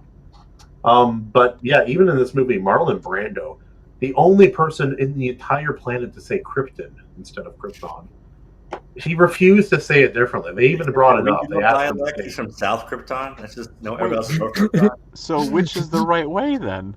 Did you guys notice? The different symbols? The different symbols on their chests? Yeah, of course. Yeah. That's their house symbols. Yep. So yeah, I'm sure there is like dialects and different belief systems and stuff like that. We're gonna get into proper pronunciations here in a quick minute. I mean, I've gotten. Do you guys have any other major notes you want to hit before we? I do want to talk about Christopher Reeve wearing just basically spandex and looking amazing. Yeah. He put on like 30 pounds of muscle for this role, or more. Yeah, he looks great. Because they had him do the audition. He got the part, and they're like, "All right, well, we have this muscle suit you're gonna wear." He's like, "No, that's so disrespectful. Absolutely not. I'm gonna work out like a bad man. Put on more muscle. Like I'm gonna put on like a young child's size worth of muscle, like poundage wise worth of muscle, and I'm gonna rock it." And he did it, dude. And we were talking about Man of Steel. I like Henry Cavill. He's definitely physically imposing. I would have liked him in the spandex too. Yeah, like I think he would have looked great because he worked out like a madman too. Yeah. Yep. He actually has like the body for it too. It's crazy. Again, he looks like Superman, straight up Cavill. Okay, so Reeves has like the delivery and a lot of like positive, like he's the best Superman, right? He has a lot of obvious. Reeves is like that 1970s bodybuilder. Yeah, a lot bigger. Years. Yeah. The classic, like let's face it, the original Superman, he was a little buff, but he wasn't like cut American, like, you know what I'm saying? Like he wasn't quite on that level yet. He wasn't Hulk. That's the question: if you're impossibly strong, how do you gain muscle? Like, right? What weights are you lifting to get the biceps? Yeah, he could have a beer belly, and he would look like me. He would look like me, boys. He'd be like, if everything's easy, you just a skinny dude. You know? I'm imagining like a. I can't say that's me. I think I can't say that. Okay, never. All right, yeah. I was about to describe you, and that sounds mean. Let's see. Oh wait, actually, that was me. Never mind. Moving on. But you know the most irritating thing about that Cavill Superman is that Henry Cavill in real life is more like Superman than the character of Superman they had him play. He is like he's a nice guy. He's friendly. Yeah. He smiles, and he's a cool guy, like just a cool dude. And then in the movies, they're like, be dark and somber. I don't blame Man of Steel for what it is because it came after two movies, really, The Dark Knight and the whole MCU. MCU was huge. DC's like, hey, let's be different. And Dark Knight made $1 billion.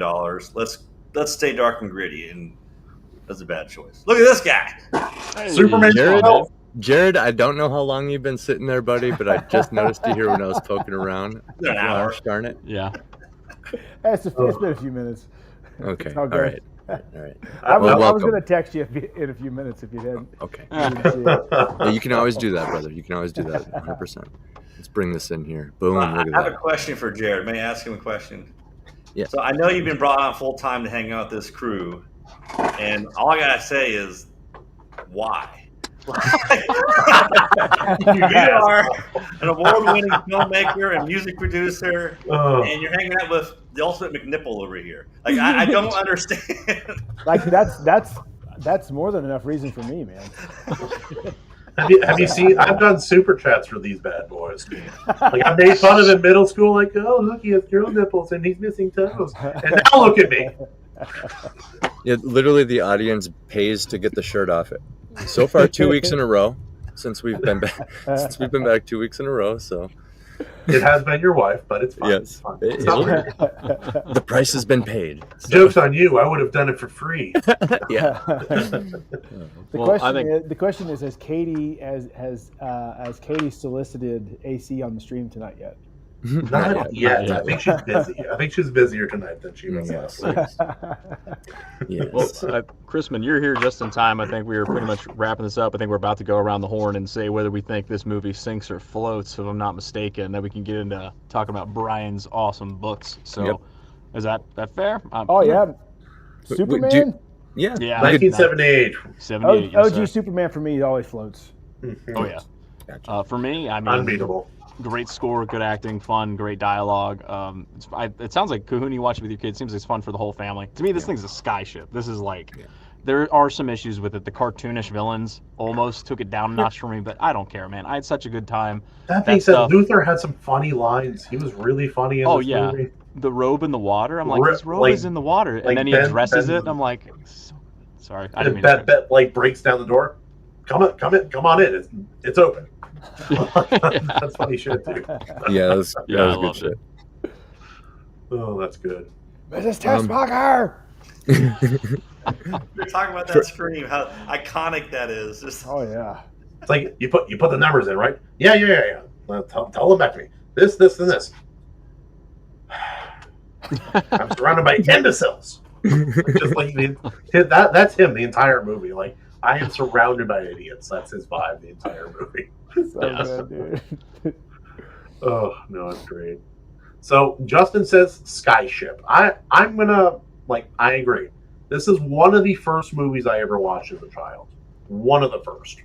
I'm vintage '94, so that's not saying a lot. There's a lot of movies, but this is Superman as a character is one of two things besides the Bible that informed my morality growing up. It was Superman, and it was the decision by Luke in Return of the Jedi to throw away his lightsaber when facing down the Emperor. Those two, Superman as a character and that scene from that movie, are cornerstone, pillars on the foundation of who I am as a person. And so this movie was always going to pass. This is always going to be an airship. Problems and all. I like every single new Superman project is compared to this for a reason. And it is absolutely a skyship, in my opinion. Yep. In my book, I'm gonna say, it's not like a perfect movie, but you look at the context. You look at the context of it, like in the 70s and stuff. You can see them pushing the envelope, really trying new stuff, trying to figure it out. And overall, by the end of it, as an indie creator, I found myself very inspired. I'm like, why isn't everybody making movies? We can at least okay, even the intro font. You know how it was dun, dun, dun, dun, and zooming in, all the words zooming in. I can do a little bit better. I can do better than that on my laptop with free software. My kids are asking me how they did it, and I couldn't tell them. I'm not entirely sure. Yes. I know how they did it. I saw the scenes where they have a transition. They did a fade transition. So there's a cut there where it fades into an image. So they have the animation, which is just the and then they had to separately put the image as the end result that it fades into. I saw how they did it, and I'm just okay, I can we're past this with free software now these days. Why doesn't everybody make movies? Full stop. And I found myself really inspired. I was like, this is something that I think a lot of people should watch, because you can. It's not everybody has to be Avengers Endgame. You don't need to, you don't, even though this movie did have $50 million budget, right? This is all stuff that, like I said, is delegated to free software these days. So that $50 million budget gets a lot lower than it used to be. It's only $5 million, boys. We can afford it next year, hopefully. Well, cameras every iPhone is a freaking top-notch camera now. You can still get the professional cameras and stuff, but you can still get a lot done with just a tripod, a lens, and proper lighting. My church just asked me to help them film a bunch of stuff here, for legacy stuff they want to talk about here soon. So we'll see about that. But yeah, no, absolutely. We have more tools at our disposal for free or very little money than ever in history. Period. It's not even close. Right. So I'm gonna say it floats. We have a nice little banner for it now, and I'm gonna just pick a random clip here. Let's do this. Beautiful floaters. I think it floats. It floated. You shall not pass! That's the float bits? I don't know.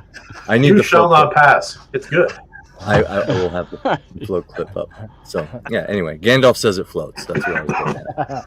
So, McCoppin's book. Let's become paladins. Yeah. Let's all become paladins. Yes. I do want to add a comment. I know a couple of you guys said it floats. It's not a perfect movie. Listen, they can't all be Predator. That's the perfect movie. Yeah. Right? Yeah. I love that movie. Every frame of that movie I enjoy. All the way down to the sitcom ending credits. Also, the Predator, the lore, behind the scenes of Predator are amazing as well. It's they were actively having a bodybuilding competition, and then Arnold is trolling them because Jesse's we measured the day before the end of the contest, and my arms were an inch bigger than Arnold's. And he's Arnold's actually that's an old bodybuilding trick. We actually dehydrate towards the end, and then the day of the competition you rehydrate. So my arms are 3 inches larger, but just trolling. Or what's his face? The like guy who plays Apollo Creed, that actor, what's his name? Carl Weathers. Oh, but yeah, he was working out with Arnold, and he's like, yeah, I was trying to keep up with him, man, and so like I figured, you know what, I'll do his workout, and then I'll wake up early in the morning and get go on a run before he's even up. That way, I'll show him what's up. Anyway, he got wind of it, and he woke up and was running when I came outside that day. They kept on going earlier. It's like 3:30 in the morning. Oh. Anyway, sorry, I could gush about that movie for a long time. But anyway, we are here to talk about. Have you guys reviewed that yet? Predator? No, we have not. Should. We don't really do movie reviews that often. There's that new woke Predator coming out with like the. God! We can review that. They got Shaquanda the Predator out there. Yep. I heard it wasn't bad. I actually heard it wasn't bad. Like that was actually kind of like people were like, but it's not like they're puking on their way out the door kind of thing. I'm talking about the new one when I walk in. Yeah, I'm puking when I walk in. Yeah. Maybe that's why they weren't when they were walking out. I could see that. Yeah. There was one that surprised me recently. I told AC about this. How to Train Your Dragon live action. Yep. Good. Couldn't believe it. They did DEI things, and I still say it's good. I was shocked. You know, it doesn't though. It felt what it felt like was. Oh yeah. Let's talk about his book now. Yeah. Sorry, this is. Yeah. Back on track. We got the book. We got the Book of Kahuna. It's very large. All right, so Brian, I'm glad you're here tonight because I'm working my way through book number 3, and I still don't know how to pronounce the title because it is Record of the Paladins. We got number 1 was Book of Oliver, like one of my favorite books ever. Okay. All right, right here. We got the second book in the series, which is don't say it wrong again. Pronunciation. We'll talk about this. Pretty sure. So the guy did the audiobook, and I discussed that one deeply. Ivoire is the name I wanted because her mom's French, but she never meets her mom. Her mom is dead when she's born. So Yvonne and Ivior, because her father's Ukrainian. That's how Ukrainian would pronounce that name.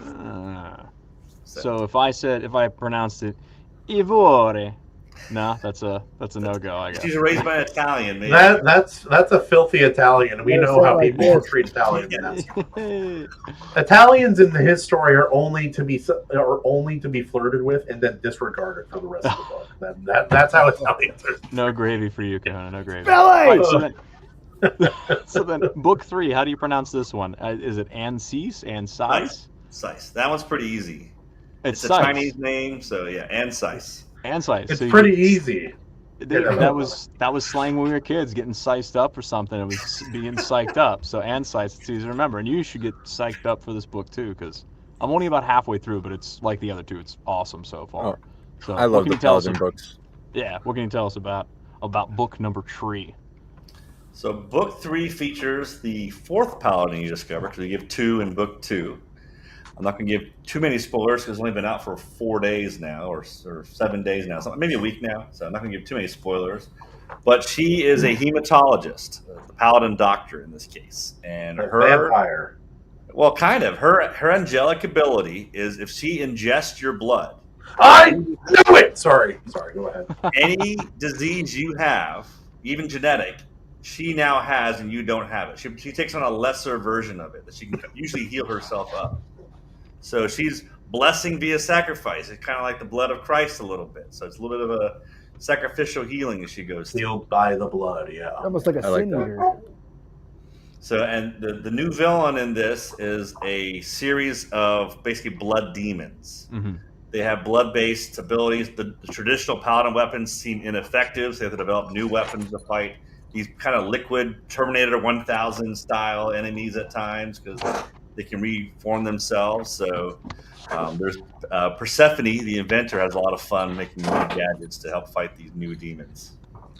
She's just fun because she's not combative at all, and she's like the youngest one in the group too. She's just like a fun little sidekick they have. So she goes on a mission in this book, and no way, that's cool. A little first-hand experience. Yep, that was a chapter, man. That was a chapter. She asks, "I want to go." And they're like, "Okay, you can go." Yeah. Careful what you wish for, baby. No, everything's fine. Everything works out really well. It's all cool. It's all a good time. This is fine.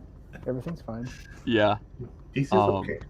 Oh, man, it's like I want to. Well, like I said, I mean, to me, I didn't read Harry Potter when it came out, so I don't know. But I remember people standing in line, like Twilight 2, for the day it was opening on. And I'm like, this is the closest I'm ever going to get to that experience. I think whenever these come out, I'm like, oh man, there's another one. I'm like, I don't want to read it too fast because once it's done, then it's like it's over, and then I'm like, I got to wait for the next one. I'm like, trying to pace it. And... Good news for you. So, I'll tell the quick story. Book 1 took a total of 15 years to write. Whoa. But that was from conception all the way through completion. It's a very slow process. That's weird. I usually complete things in 30 seconds. Book 2 took 18 months. Book 3 took 1 year. And I'm already 30,000 words into book 4. I plan on doing it in 6 months. I'm trying to get faster. Nice. If you can can do an effective turnaround in 6 months, that's really that's the goal. So I met and interviewed the father of Will Wright, who is a famous indie author. He does the Cradle series. And I asked him how Will sells enough books to support his entire family just off his book sales. I asked him, like, hey, what's the secret? And they walked me through what they do, how they do it, and their success. I'm trying to model them now and get to that level.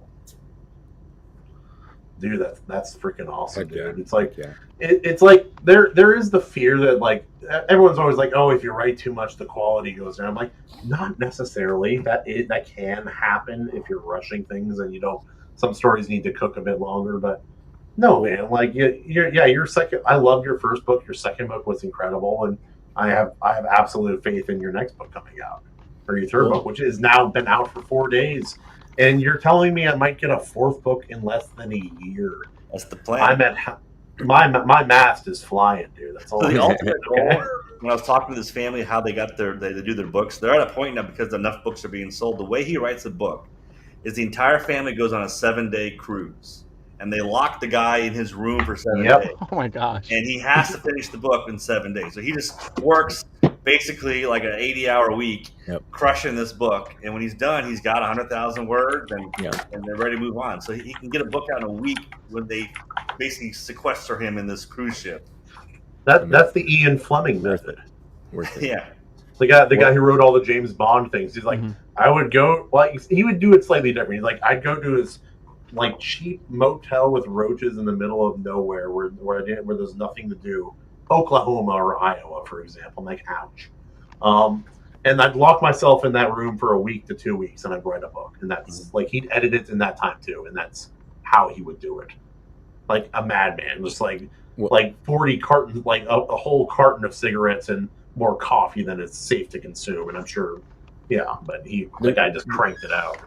There's also something to be said about sheer volume too, because I can't tell you how many times as an author I've because you can man, as a vocalist too, I can tell you it's almost like warming up.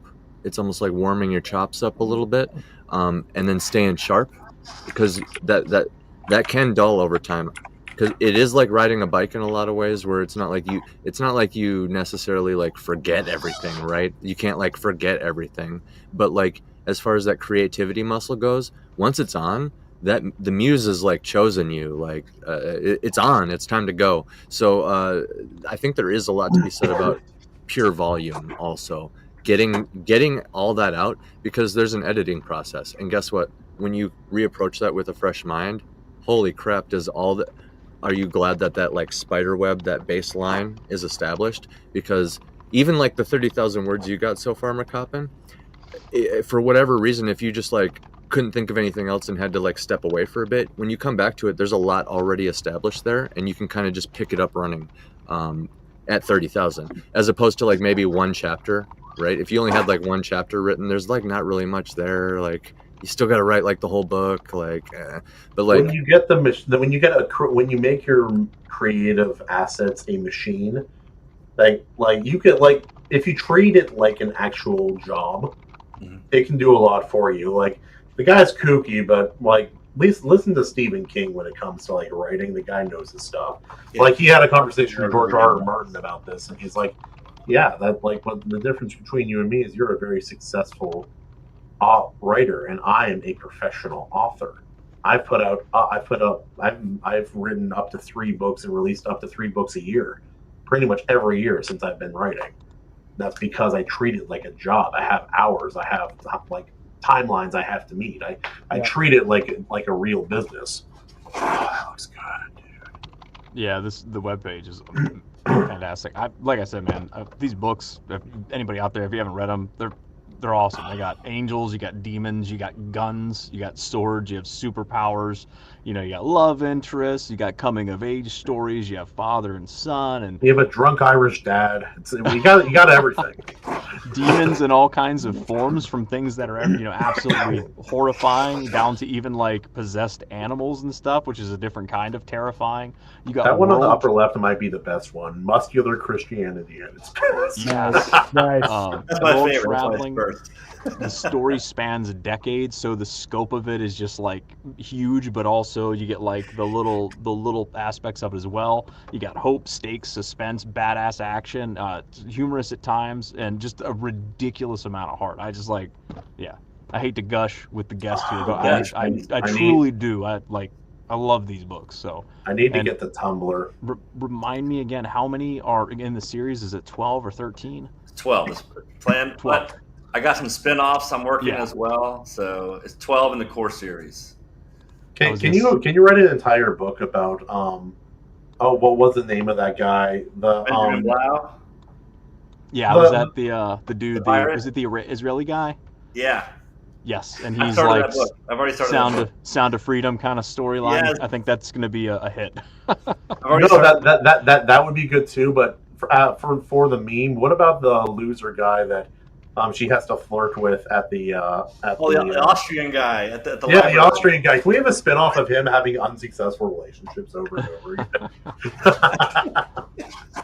That might be like a one-shot kind of short story, just a life of that guy. Goes home, takes off his robe. God gives his hardest battles to his strongest soldiers. It's just him getting rejected by women. Oh, one thing I got to applaud you for too on these is that these books, they're like a super intense PG-13. Like, you don't shy away from the darkness that's in the world, but you do it in a way where you get it, but it's not explicit. It's like, it's not a PG-13 where it's like, we gotta have somebody getting their head cut off because it looks cool. It's like, no, it's handled in like a mature way, but I don't mean that in a mature like it's just violence for violence sake. It's not gratuitous. It's I don't know the words. It's like it's there, but it's not shoved in your face. Shy, but it's not gratuitous. I think you said it pretty much perfectly. And it's like the difference between. I appreciate that so much. It's a difference between saying she was naked and bloody and then describing every part of her body. Like there's this big trend, especially with women getting into books as much as they are now. They want every detail talked about, especially visual things. I'm like, we don't have to actually.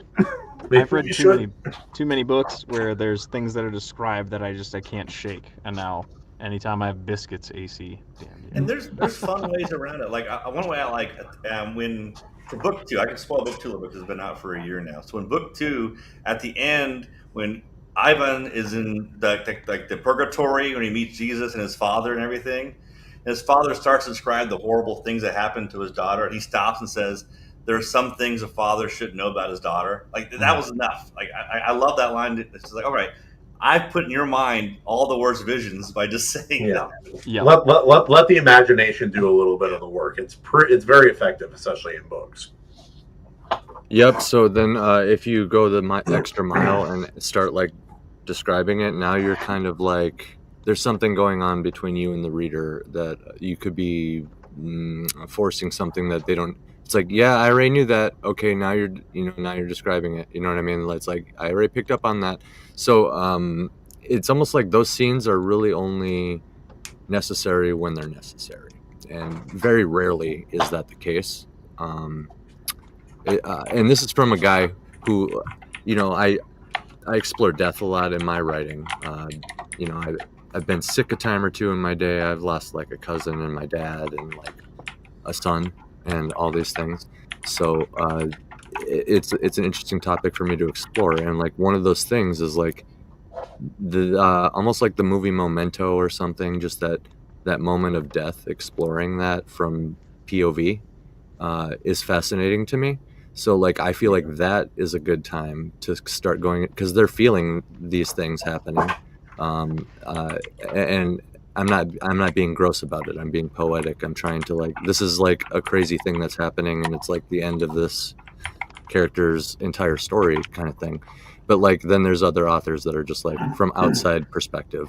Oh, let's just dig right into this, and it's like, did you need to do that? And I don't know. Sometimes, no. I think the tricky thing is sometimes, yes. Sometimes. I think in some stories it is necessary to go into deeper, darker details. It's a line to walk too, because like on book 1 at the end, when he's actually fighting humans the first time, he's fighting the biker gang at the end. My first draft had a few F-bombs in there because that's how people talk. How they talk. Right. I'm a biker, I know. I want to circle back and okay, let's get creative here. Let's find ways that the jaw's broken or something's happened where they can't finish that sentence. So allude to it. Mm-hmm. Yeah, you can say that obscenities flew from their mouth, or yeah. Or you could get like way too purple with it. It's like like a baby bird on the first days of spring. The swear words flew from their mouths. Like we get way abstract. I like A.C, saying Evaleighmusic, and Kahuna you guys are beta reading my book, so I just want to apologize for chapter 10 in advance. Christman, don't you worry. I should send you my book, and then we'll be able to like get red faced together, buddy. Because there's a few like C words in my book, and it's like, I mean, I think Bill had a really good example of his prose earlier. Her boobs breasted boobily. I know, that was hilarious. That's why I brought that up. Yeah, I was like, that was perfect. You guys, hold on, I got to bring that up again. Adams books, any of his books? Douglas Adams. He's a comic sci-fi writer. Like, one of my favorite lines of his goes, "The spaceship hung in the air like bricks don't." That's great. Oh my good dude, that's a shirt. That's like brick wall. That's like brick wall style prose. Dude.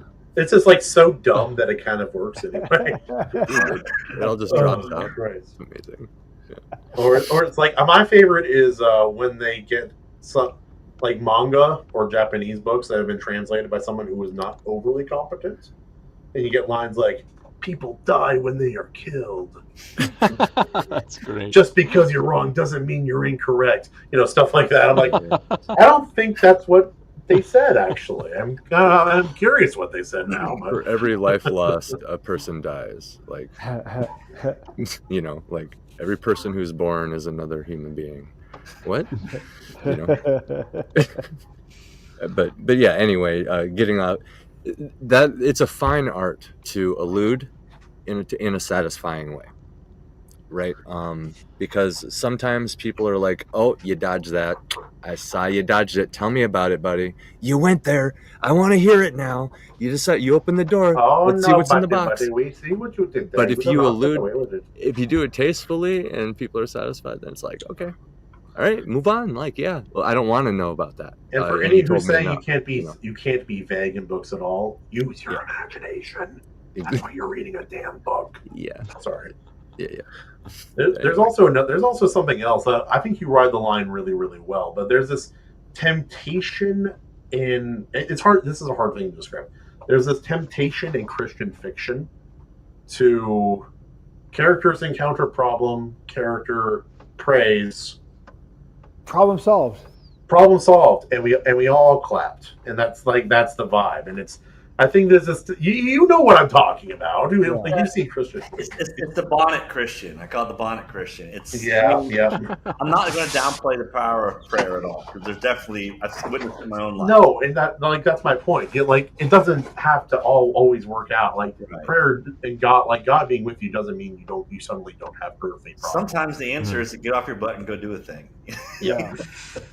Most of the time, the answer. Yeah. But that involves. That's the whole Lord give me. Well, that's the whole Lord give me strength mantra, right? Give me the strength, and like if you think about your own children, you wouldn't just solve every problem for them. Yes, there's some that you just need to do because they're a child. They can't like reach that. You're not gonna like teach them. You're not gonna like teach them how to build up a ladder You know what I mean? When they're like 4 or 3, that's dangerous. But like, if they can solve it on their own, you're probably going to try to encourage that. And I feel like Heavenly Father figure would do much the same, perhaps. Yeah, it's just me.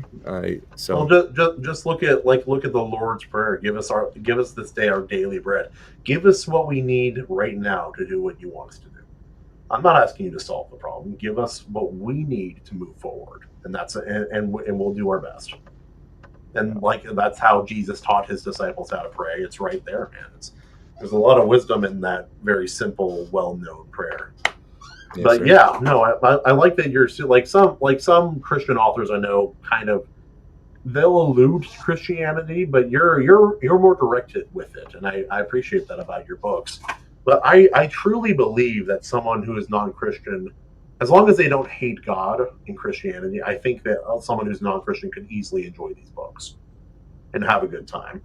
They'll like get to the end of book 1 and be very, very sad for spoiler reasons I won't disclose, and then they'll get to the other end of part of the first book and like, oh my God, they're fighting Taylor Swift, and like they'll go all the way. Great through, fight. Great fight. You don't have to be a Christian to acknowledge that Roland is awesome. What was her name? Yeah. Is it Chandel or Chantrell? What was Jeanette? it? Jeanette, that was it. Yeah. I mean, when I wrote the book, I got a 15-year process. It was Miley Cyrus was the original inspiration for Shane. That's what I thought. She's a really good. She's maybe actually a better one. Look at her eyes. Yeah. That chapter's wild, and the aftermath too. I'm like, that's exactly how this would go down. Like, oh man, this is crazy. Dude, I love it. That's a beta readers helped me with that. So Sarah, I don't know if you guys know Sarah Perkins. She wrote the Dawn series. I think the name of the book I got it somewhere in here. But she's one of my beta readers. She's actually, you probably see her comments on the beta read document. She's the one who said, "Hey, the concert ends too quickly. Throw in something. Give it a helicopter. Have it a car chase. Like, let's do both. Let's go helicopter and car chase. This is great." Yeah, well, like like the Bourne Ultimatum. Come on, man, we can do it. Gotta. But yeah, I have you have a way of wearing your like Christianity on your sleeve in your storytelling without being too preachy, because like while it is ultimately like a goal of like really any writer is you're kind of exploring themes and stuff through your own lens and also through hypothetical lenses. You know what I mean? Because you kind of take a hypothetical lens and then you kind of work with materials formed out of your own mindsets, if that makes sense. So like a lot of people can get carried away in just like the spreading the faith aspect of Christianity, and really with any ideology, opinion, anything like that. And that goes down to even like sentence structure, bro. There's some people who are elitist about like that semicolon or that EM dash, you know what I mean?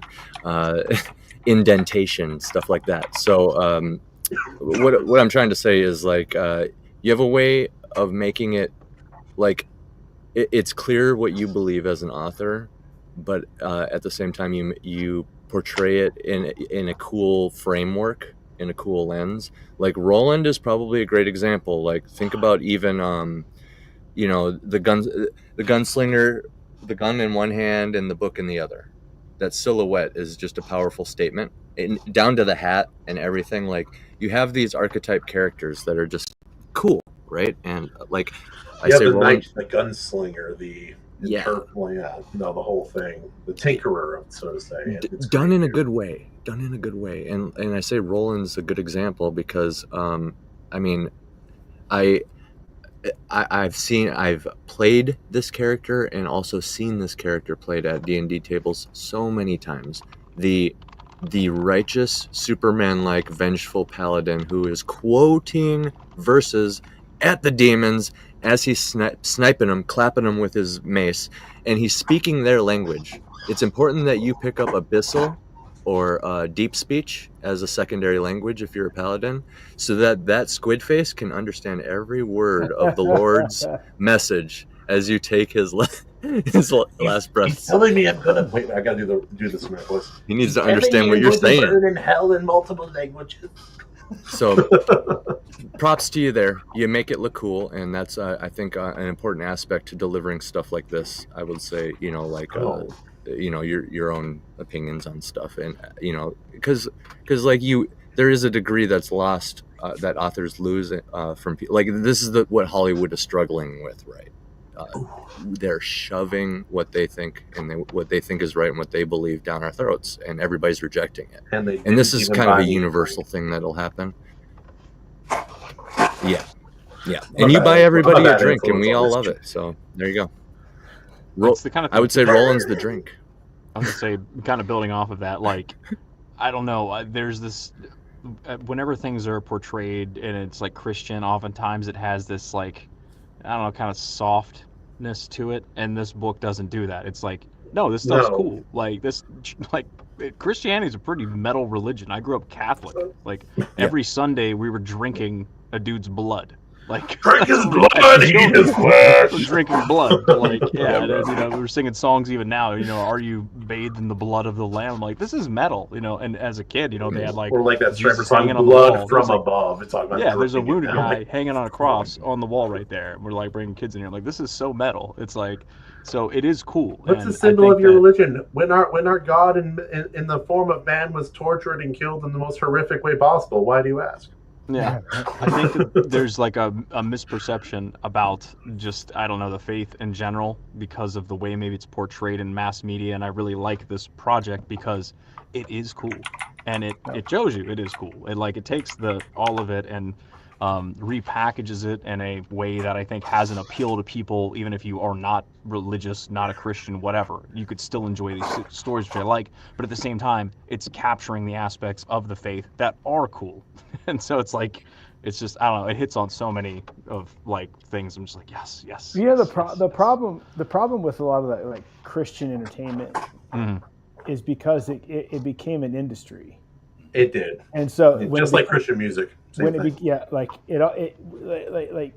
Music, film, literature, whatever it is. Like when it became an industry, that became Christianity became the market, and so then you have to. You're selling to other Christians, which is not what we're meant to call. We're meant to go to the prostitutes and the poor and the stricken.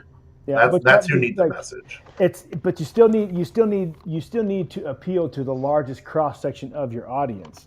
So who do you appeal to? You appeal to the milquetoast Bible Belt Midwest Christians who they can't handle hearing an F-bomb without blushing, and like that's the crowd. And as a result, you get movies like Facing the Giants, and you get all of these. You just feel like horrible. You get terrible films, a lot of really bad music. There's some good music out there, but there's a lot of really bad music out there, and terrible books.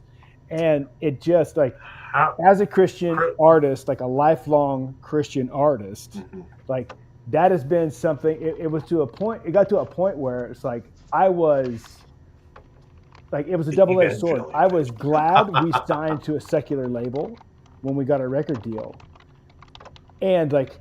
There were a lot of things we missed out on because not being on a Christian label, but it's because like there's so many bad songs, there's so many bad films, there's so many bad books out there written that are just not good because they're not real.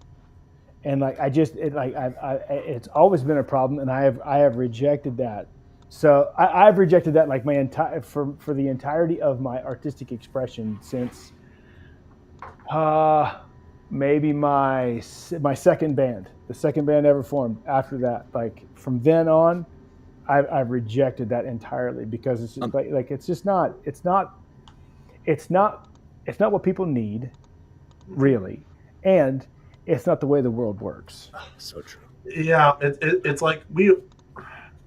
Christman, real quick, are you familiar with the real quick? Hold that thought, Kahuna. Hold that thought. Are you familiar with the band The Devil Wears Prada and Attack Attack? Those two bands. So they're like, well, yeah, great reaction, fantastic. Wouldn't expect any other reaction. So, would you say they're a good example of like coding Christianity within their music without being outwardly Christian, but they're outward enough where the Christians can gravitate to them still? right? There's this fine line, like a Goldilocks zone in my mind.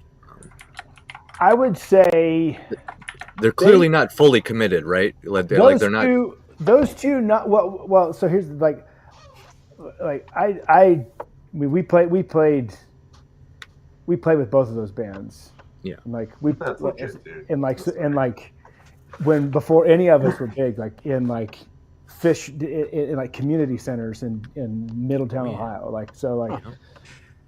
They're not. I don't think those guys are as much because they kind of hung around the Christian circles, but they didn't really they never really presented very much of it. Exactly. I would say a better example of that is the Howard Jones era of Killswitch.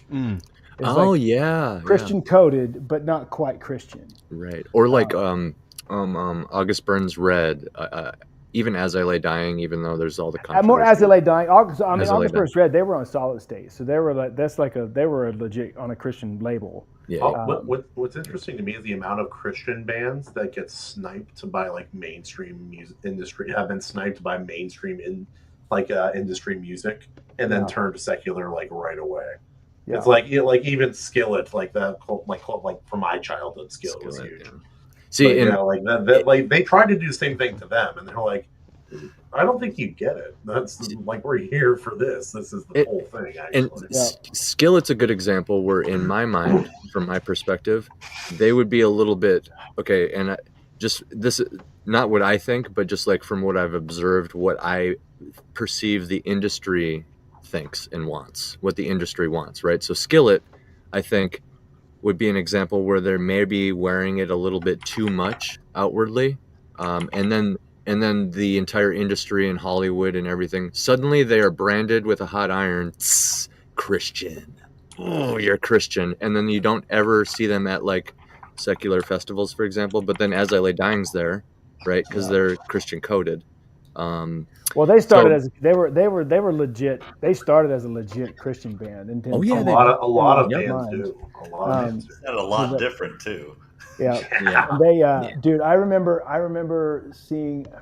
It was at Cornerstone in 2001. It was the month before As I Lay Dying's first record dropped on Metal Blade. No way. You saw them at their first. That's where they started, dude. They would travel. So you saw the little stage, no stage. No, it was they were on a big stage. They were on the big stage because they had signed, but their record hadn't dropped yet.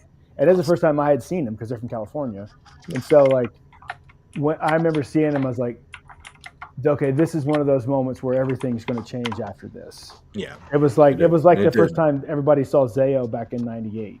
Mm-hmm. Everybody saw that band and everything changed, and then As I Lay Dying was another part of that. But so for you, bringing it back to Brian and the book, it's for you to be a Christian and to write an authentic story is commendable, and I have so much more admiration for that than I do a Christian who writes what is expected of a Christian, what's expected a Christian to have written, or the song to have, whatever the Bible Belt Midwest Christians would expect you to do, and you don't do that, then I get a lot of respect for that. That's even written into his lore a little bit, because technically a paladin does not have to be a Christian, which is really, really tricky. It's the parents both. What were rules? Parents both had to be born again Christians, and they had to be virgins before they were married. What was it? The lore is it's not verified, but their research points to both parents are virgins, Christians who conceive on the wedding night. That's kind of like the formula for a paladin. But it probably happens a lot more than we think it does. Amazing. It's a formula. We put two parts together and. I remember listening book 3 because I actually start with the parents before the paladin's born. I go through that relationship a little bit. So when you start reading 3, you'll meet Bo and make it out for 5 minutes. Stop! See, and people latch on to that kind of stuff, Brian. That's why people love Tolkien and Game of Thrones. It's kind of that behind the scenes lore. There's roots to this. It's not just what it is. It's not here's Superman. No. Let's start with Superman's grandpa. Let's start like there. How did and then how do we like get here? And that again, that's what I'm saying. Like that's the whole House of the Dragon, Game of Thrones thing. How did they get here? Like Game of Thrones, technically, guys, the whole world can end. The whole world can end at the end of it, and it's fine because there's nothing after it. But he wrote all this crap before it, so it's almost like his whole world is leading up to this moment, kind of thing. And that's like what you're kind of doing with the Paladins too. Like it's leading up to this Paladin, How many want to bet that McCoppin finishes his entire Paladin series before we get Wins a Winner? That's an easy bet. It's an easy bet. All 12 I got and the spinoffs. I got a writing question too, specifically, because like as authors and like especially in a series like this where you're building up this cast of characters, you have favorites. Which is the character where you have to say I can't keep writing chapters from this perspective? I gotta switch it up a little. Like what's the hardest character where you purposely don't write chapters for them because like I don't writing them? I don't like writing them. You mean? Or no, you do, but you can't write an entire book from them. Do you like writing Oliver chapters or like more than other characters and things of that nature? Each character, especially Oliver, Garen, and Roland, are kind of me in three different phases of my life. Really, like those three characters are me in phases of my life. Oliver's kind of me in my 30s. Roland's what I expect to be when I'm 60. Garen's kind of me right now. So those three were pretty easy to write. No, that's fun. The hardest one's probably Melissa because she's a lady in her 30s, and I have no idea what's going on in a lady in her 30s brain. So. Speaks a lot, speaks multiple languages, very intelligent. I can't believe it all. That's when you recruit wifey. That's when you recruit wifey, bro. Try writing a whole. I call it epic length because like a novel's like 90K, right? So like epic length would be like, what do you label a novel that's like 150K plus? Like there's even bigger ones, like Tim McKay's books are like Bibles, you know what I mean? So like the Black Crown, right? It's like, what am I gonna? What? It's 700 or 800 pages. Black Crown's it's a thick boy. I'm working through it right now. Epic length. Try like, what do you do for like the female protagonist who's pregnant?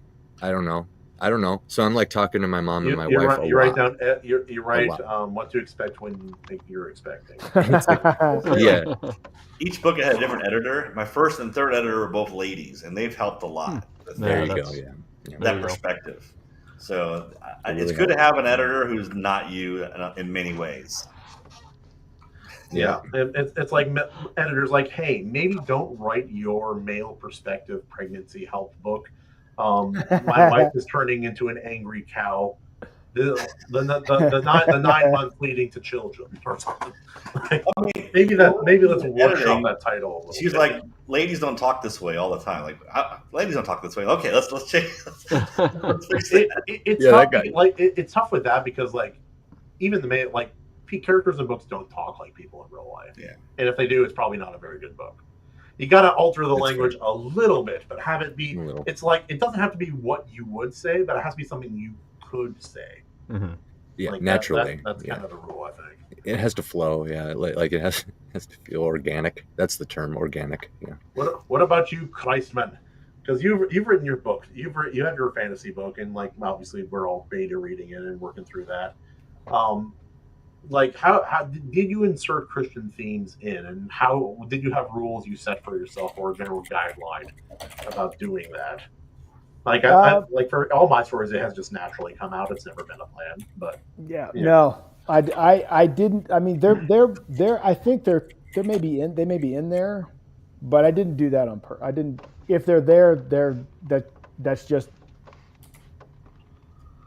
like a natural expression of my beliefs, I suppose, because so I'm of the mind that like if you start with a theme and you know what the theme is going into it, don't write fiction because at that point you're not writing. It's not art; it's propaganda. If you know what you like. I didn't know the theme should emerge like a mountain out of the mist. That's I had no idea what the theme of my book was until I finished the second draft. Yeah, I kind of know what you mean. Second draft and it's like, oh, And like this big overarching theme revealed itself in that process, because I was thinking, it's like, and what got me thinking about that is like when I was thinking about, like, all of the hoops you're supposed to jump through if you're trying to trad pub, and it's like, well, you like your blurb and your elevator pitch and your this and your that, and like the succinct ways you want to describe your story. And so I started thinking about those and writing some of those out, and that's when I realized, like, the overarching theme of this entire book series, if it's like 3 or 4 books, whatever it's going to be, it's like, is this thing. And I had no idea what that was when I started writing. I just wrote, and like I said, like I wrote chapter 10. I was honest with what I had in my head and what the story needed in chapter 10. There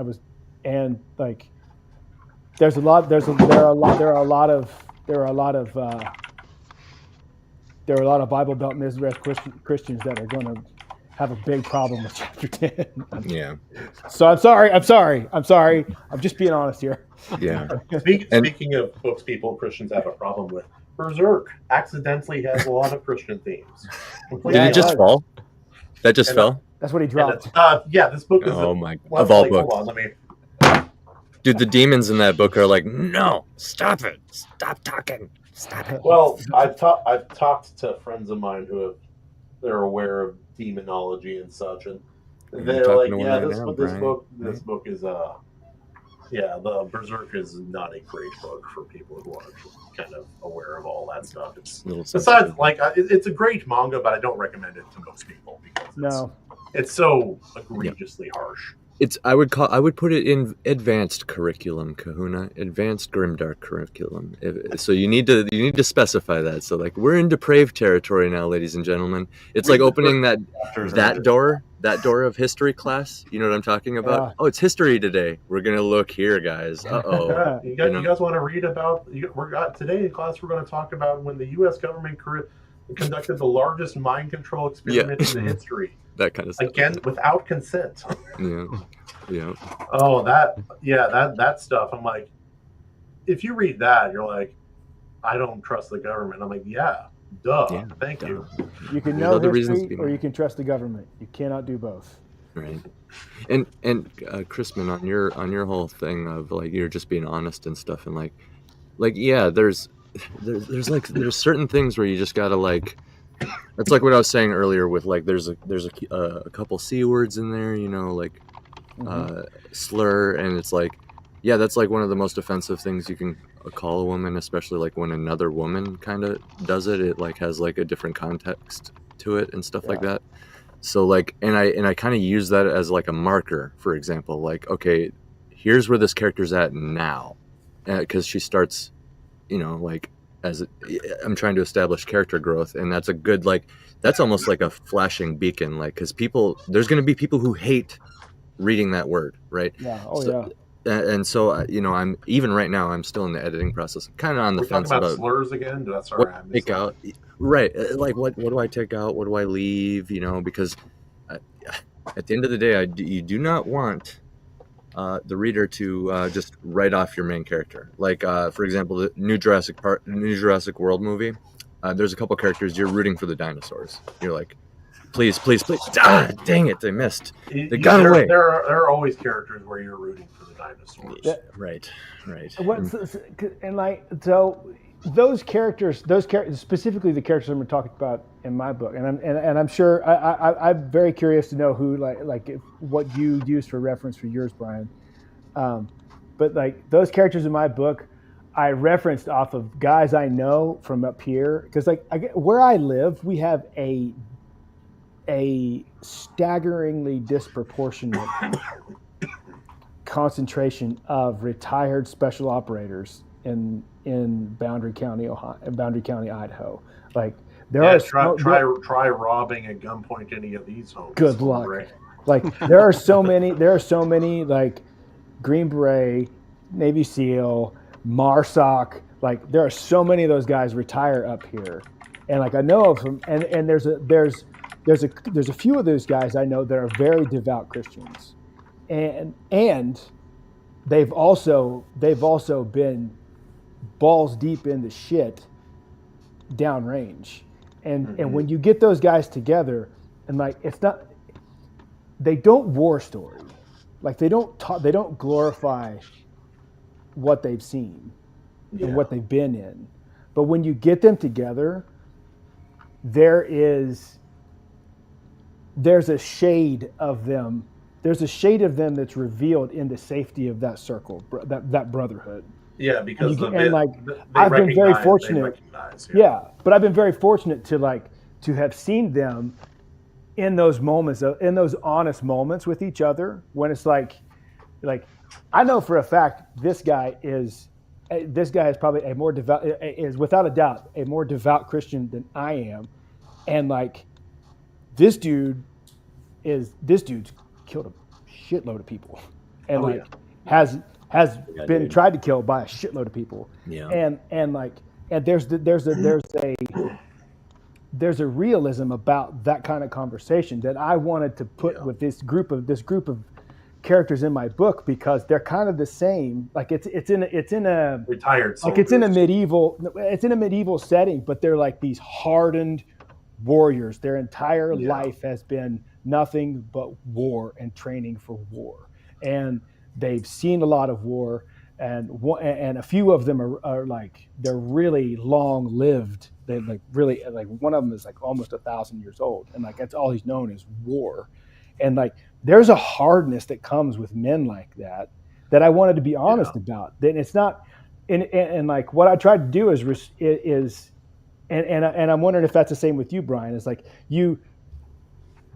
like the words they use, like they're going to have rough language, they're going to drop F-bombs or whatever it is. That's not a reflection of their character, of their morality. That is a byproduct of the horror that they've been through. Yeah, I think they don't waste words. Yeah. One way I was able to dance around it a little bit is having Roland only speak in Bible verses. And when I get to his backstory, you'll see it's a traumatic reason why. When I get to his book, you'll see why.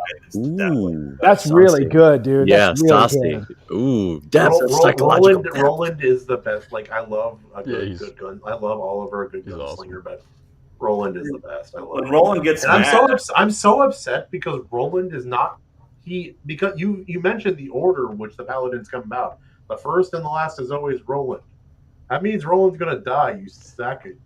Everybody dies, but he'll come back again, right? I don't have to like it. Damn it! Continue to cycle. I've almost killed him off already a couple times. I had him under a mountain of. I know. And you're like, nope. I guess it's not yet. He finally met someone who was stronger than him. He's like, shit, that's never happened to me before. My novel is me trying to create what is going to be because like I view Roland as like your Superman, your Goku. Everybody needs like their thing like that. If you're going to go fantastical, where's the peak, and then let's see it, right? So like that's what I'm trying to develop. Not Superman, no, it's going to be bad guy. It's more like my Sauron kind of thing. But like still like that power scale, something, because I want to be able to weigh something up against other people's stuff. Like it'd be really cool to be like, oh, well, what are you dealing with? Oh, Roland power scale, like, oh geez. Or like, what if I want to like have somebody in my world fight Superman, for example, just as a thought experiment. So that's what I'm trying to do. I think I pulled it off, but we'll see. I need to finish editing, man. But the theme thing that you were talking about, Christman, that has me thinking, because I did go into my book with like themes in mind. I was like, I want this to be about family, you know? And I think you are kind of right with the propaganda thing, because as I continued forward with the book, the family thing, I don't want to say it fell away, but it got pushed a little bit more towards the back as the story progressed, because as like themes of betrayal, hubris, arrogance, these kind of things start emerging, the human condition, these kind of things. And where does family fall in line within all that? So family became nested within all these other themes that emerged. So like, I actually really, it seems like a controversial statement at first, but like really think about it. If you are really going into something like, no, it needs to be like about this. Well, why well, to like spread this idea. Well, like, that's kind of like propaganda. You need to have that base idea. Like for my project, the reason why I wrote the first draft of this book 17 years ago is I read the entire Dark Tower series by Stephen King. I was like, what if this was good? Actually, I never mentioned this to you, but I got a little bit of Dark Tower energy from yours. There is. And we need to make that an acronym and just not tell anybody so they think the worst. Yeah. It's a DTE. What's that? You don't want to know. And then my Dark Tower energy. I had kids, and I got really, I've been a Christian basically since I was, I was baptized when I was 13 openly, but I've been a Christian basically my entire life. And I was rebellion before children got born. I put more into it. Then I'm like, hey, the Bible has superpower people. Samson's the strongest ever. Solomon's the smartest ever. There's all these, Joseph has dreams and sees the future. So superpowers are biblical. Let's make that part of this book. And like Jarrod said, cool. The book evolves as you in the theme. And so book one's like, hey, what's your purpose in life? That's the theme. Finding your purpose in life. To me, it started off, what if this book was good and superpowered Christians? No, the theme is, what's your purpose in life? And that's what the book said. Yeah. Yeah. What the book is like, nope. But he didn't have to wear jeans unless he wanted to. I was like, family, pregnant protagonist, even. Let's go. And the book was like, oh, okay, but this, and this first, actually. Yeah. So McCoppin, how do you like to treat like capital like uppercase E and lowercase e for evil, like in your book, like? So we open up the first book, early chapters. Melissa talks about the entire fall of Satan, and she alludes to interactions and kind of pre-shadows that, hey, we've seen demons in reality. We know they really exist. So it's opened up that demons are actual physical threats in this world that need a physical threat and response. So capital E, Satan himself is leading this massive army. And then the book kind of addressed it in the various forms. And I try to have some interpretations of it where it explains some natural phenomenon. Like book 2 is vampires, basically. So, I'm sorry, book 3. Book 3 is basically vampires. Book 1 is kind of like evil animals and those sort of things. So, book 1 is evil animals in Hollywood. And you get politicians in the second book, right? The demons can take over people, and so it's. You got war criminals and politicians in book 2. We call it with certain name administration. Right about it too, because you kind of see like you watch the news like, I'm going to use that. That's a demon. I'm using that. That's going in the book. It's easy now. Yep. Too easy. Yeah, that's a demon. Yep, dude, don't even go on TikTok. You'll just, so much inspiration there, buddy. So they have so there's a whole genre of TikTok just. What about what you write about? Indoctrinated child? What about indoctrinated child soldiers? Do you think demons might be involved in that? Wild stat. Possibly. Literally everything. Yeah. Really gotta put my thinking cap on for that one. There's a whole group of people though that'll help you find so much ammo for your stories, just because they're trying to constantly prove this celebrity's a reptilian, that celebrity's a demon. There's a whole group of Christian TikTokers that find footage of every single new big concert that comes out, and they watch it frame for frame, and they find every single like ritualistic aspect to it, and then they make TikToks about it, and it goes viral. The Juice WRLD thing, right? Where the guy had it was like half of his face, and 3 people got trampled and all that. And you looked at it, and it looked like the gates of hell, and they had all the satanic imagery tied into it. And then like everybody doesn't remember why they started trampling, and like it like there's weird stuff like that happens. Yeah. And especially like at raves too, they get the weird hologram imagery and stuff. I got to talk to a guy. He was not a music producer. He was in charge of the after parties for an old hip hop artist way back in the day, and he had stories you wouldn't believe.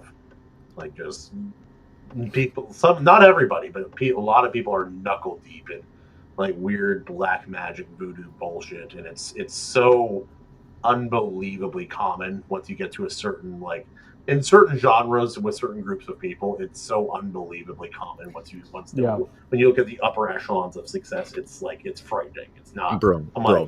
Y'all need Jesus, man. This is 10 years ago, I would have been like the first one to be like, yeah. Satanic Hollywood is cool, or it's funny, it's whatever. I've seen all the like memes and whatever. Okay, but like whatever, bro, whatever, right? But like these days, especially with this whole crowd of people on TikTok, especially with that shit, dude, it's like, oh, I can't even argue with this. I can't even argue. And in fact, I'm on the other side. If I heard anybody like seriously try to claim that that's not the case, or you're just crazy that it's not satanic, I'd be like, well, just take 10 seconds on TikTok, man, because they'll prove it. They'll prove it right in front of your face, and you won't have anything to say other than, I just don't believe that. I just don't believe it.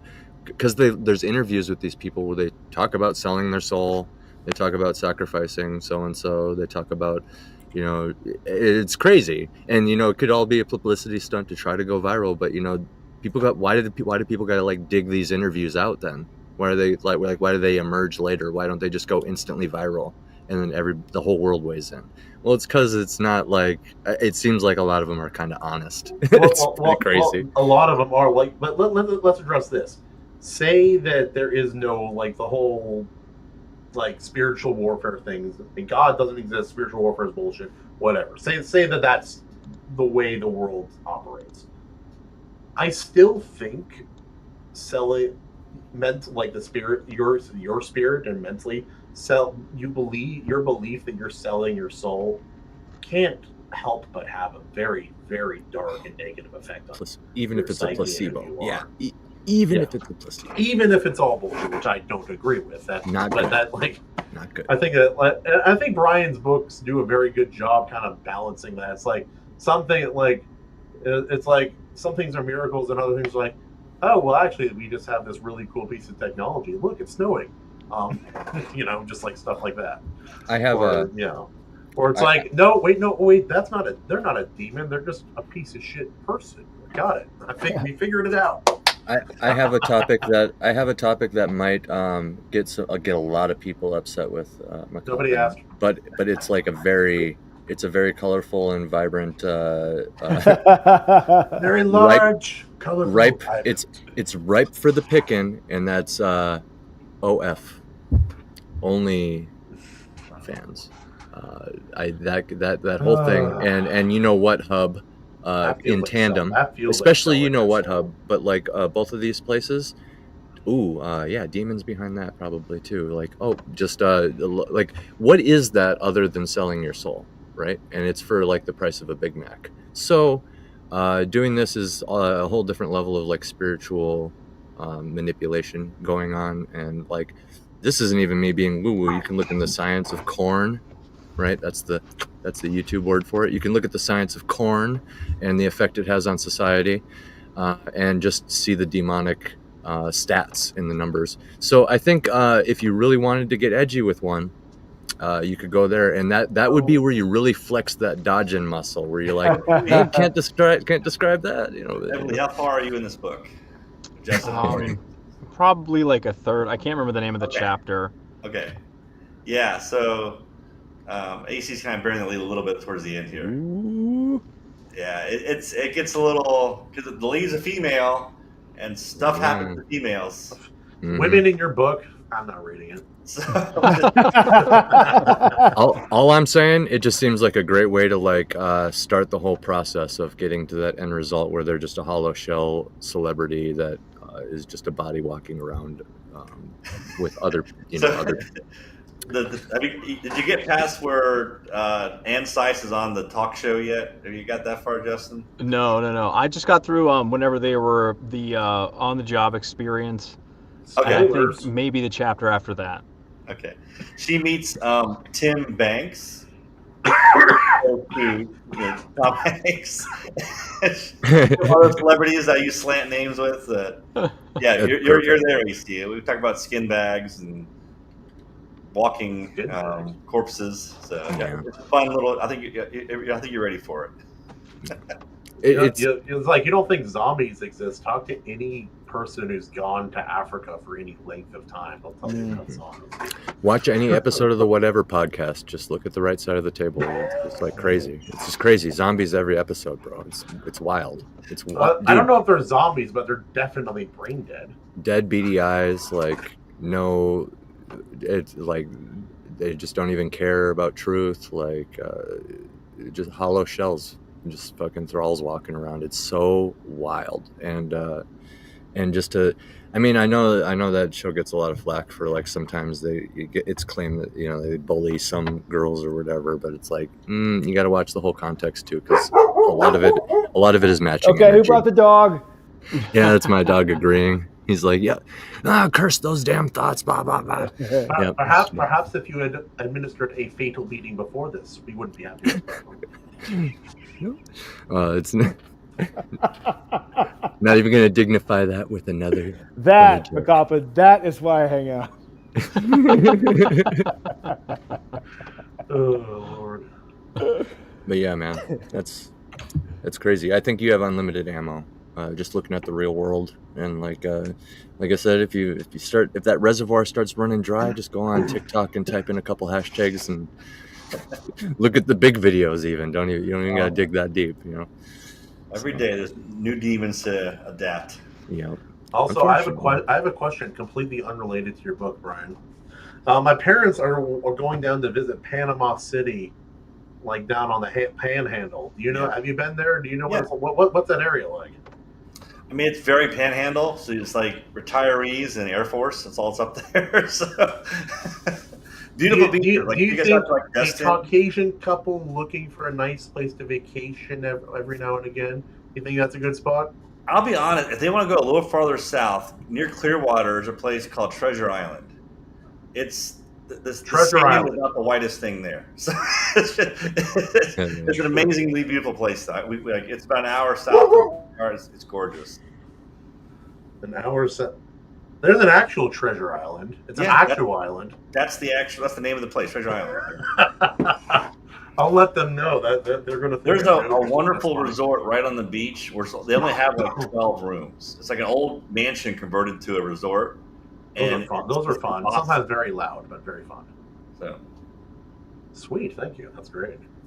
Yeah, they've never really they've accidentally vacationed in Florida, but this is the first time they'll be intentionally vacationing there. So yeah, hopefully they have a fun time.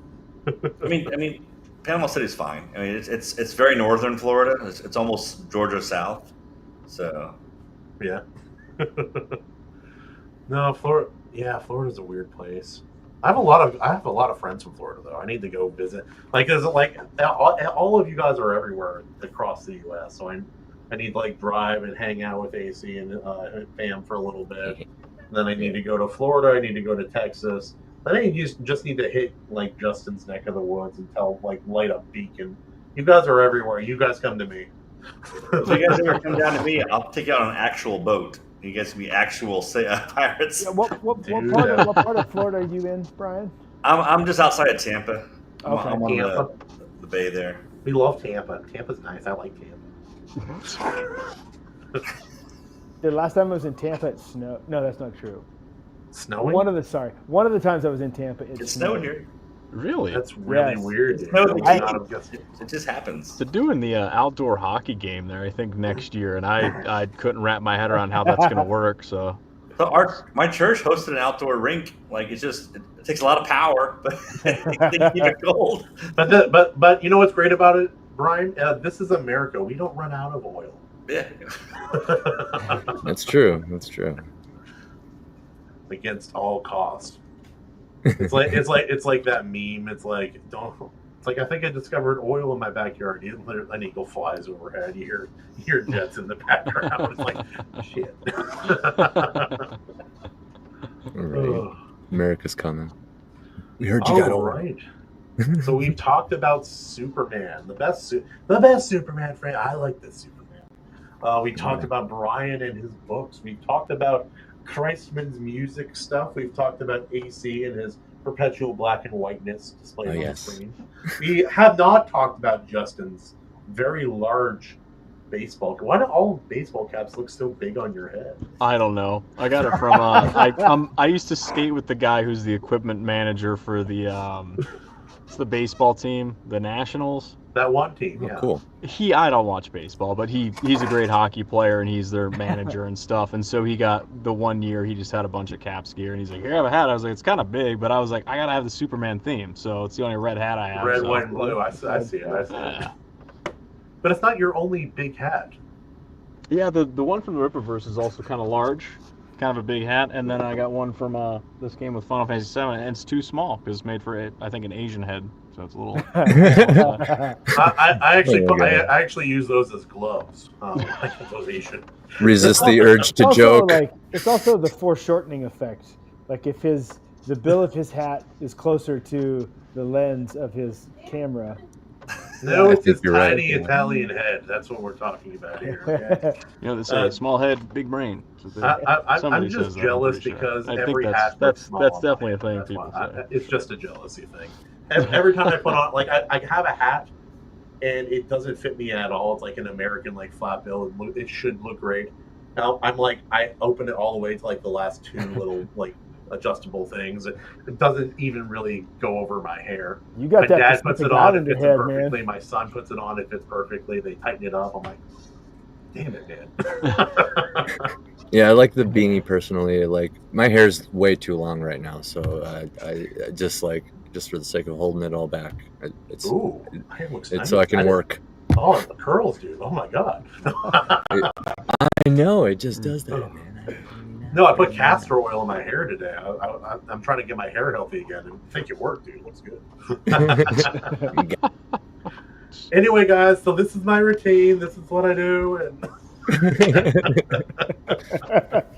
well, let's go. We're going on the 2.5 hour. I mean, Mark, as you know, as much as I could just stay here and chat with the boys all night. I'm getting the signal from the boss. You need to go be gay with your wife. Well, like, at least tag in for the kid. You know what I mean? But that's what they do these days. Okay. Yeah. The signal, like it's your turn. So. All right, I guess we can say goodbye. I'll start. Yes. Okay, I made a video about Orc City. It's the meme going around. I made the best Orc City video that's ever been made. It's coming in 2 parts. One's just a music dance video with 80s rock about how we built Orc City. It's great. Oh, nice. Yeah, go watch it. That's it. Good stuff. Corpus Christman, tell us. I am. I got a movie on. Amazon, Tubi, all that stuff. Go check it out. Working on the screenplay for the next film, and I've also started. Actually, I can give you a very brief preview here. I'm working. Heck yeah.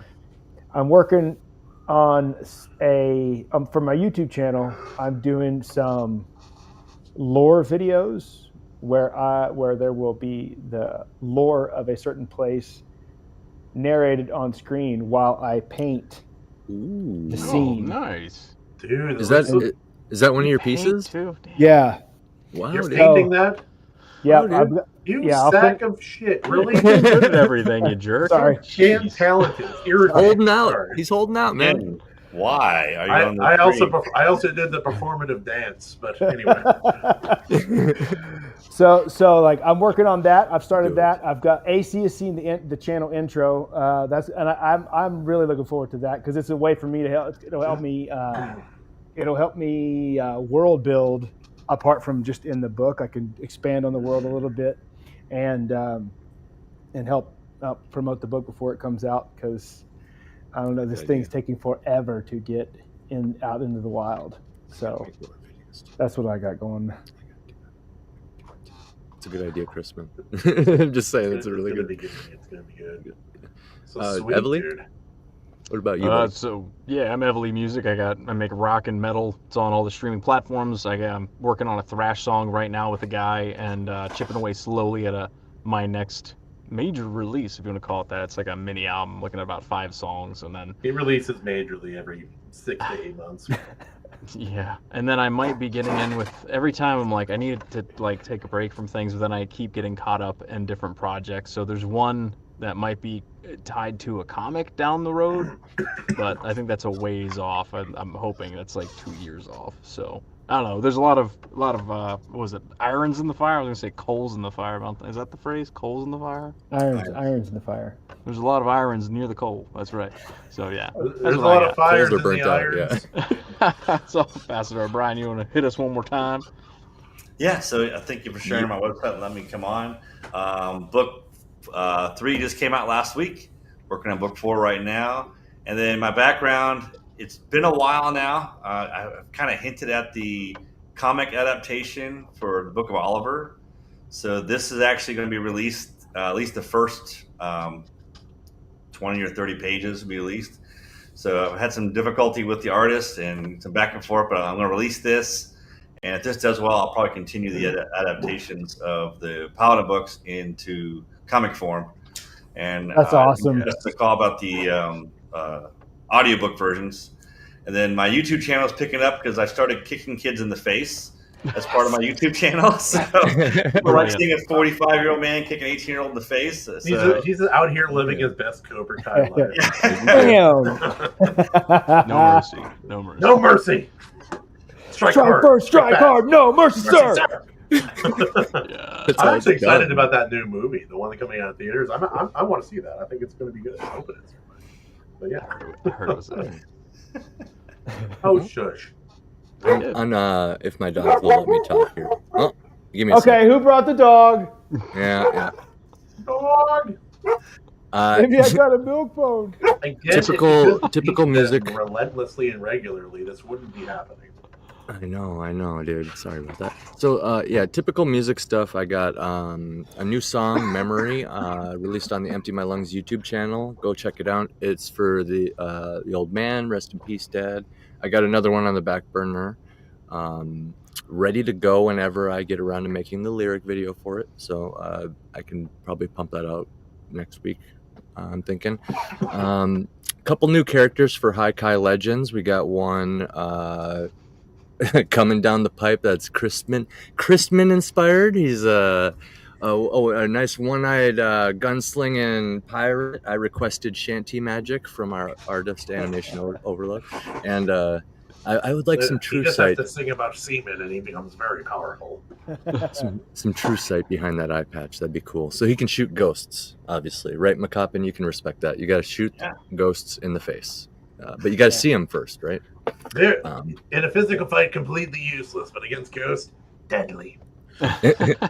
and of course, a character for the Sea Wives, a nice hag with a pet vulture who likes to prank the titular heroes. So that'll be fun. That's awesome. Yeah, a couple episodes to write there because I like to dedicate episodes to characters, if that makes sense. Introducing 2 in 1 seems like I could just do 2 episodes, right? But I digress. You can check out our special this week. What did we do, Kahuna? We did Disney and adaptations, right? We talked about adaptations for a long time, and we didn't even really need to. It's a pretty good discussion. The good video. I like the discussion. I think it's good. We had fun with it, and so go check out Disney adaptations. Our new content. Honestly, go check out the last few videos we've put out because I've been having a lot of fun tinkering around with animation a little bit. I like to have it pop on screen when things start, like not when the conversation dips, but when there's just a lot of the same happening on screen, and it's just like me and Kahuna going back and forth. For example, then I could have like Superman pop in and like wave maybe, and then like dip out. Hey guys, he's starting to get away from the heart eyes and the lizard eyes. I'm so proud of him. I'm so happy. The lizard eyes are forever, Kahuna, because I found out that if I put the lizard eye, if I put the lizard eye on first, so like Christman will be like in a short making a point, and it's just like, hey, this little lizard eye. Yeah. I found out if I do the lizard eyes first, which they're like that, they're like, because they're so they're like glowing yellow, then I can put a nice filter over it after the fact, and it dulls everything a little bit. Makes it look then you're messing with us. You're like, it's something wrong. I know. I can't help it. I love it. But it's good to dodge copyright for the clips I use. But I mean, I'm animating PNGs now at this point. So maybe the lizard eyes, Kahuna, maybe I'll stop with the lizard eyes, but you're doing pretty good at just wearing sunglasses. When I see it. The sunglasses cancel it out because the AI has to lock onto your eyes. Remember, so it just makes them bigger. It's like, so if you don't want the lizard eyes, just sunglass it. Yeah, sunglass it up. But anyway, this has been AC. Go check out our Substack. Read Haikai Legends. Listen to Empty My Lungs. Go watch Evaleighmusic's most recent music video on the Empty My Lungs YouTube channel too. Get ready for more Paladin, Record of the Paladins. Get ready for Christman's book. Get ready for my novel. Get ready for the future, everybody, because it's all iron. It's all iron. It's all iron. Ladies and gentlemen, this has been an episode of the Iron Seas. Thank you, Brian McCoppin, for joining us and being our beautiful guest today. Buy his book, book 3 of his book series, Record of the Paladins, the Book of Anise. And this has been... And size. Oh, we're all wrong. Yeah. Oh, God. We have one job. We'll fix it in post. One job. It's Tuesday, 6:30 PST.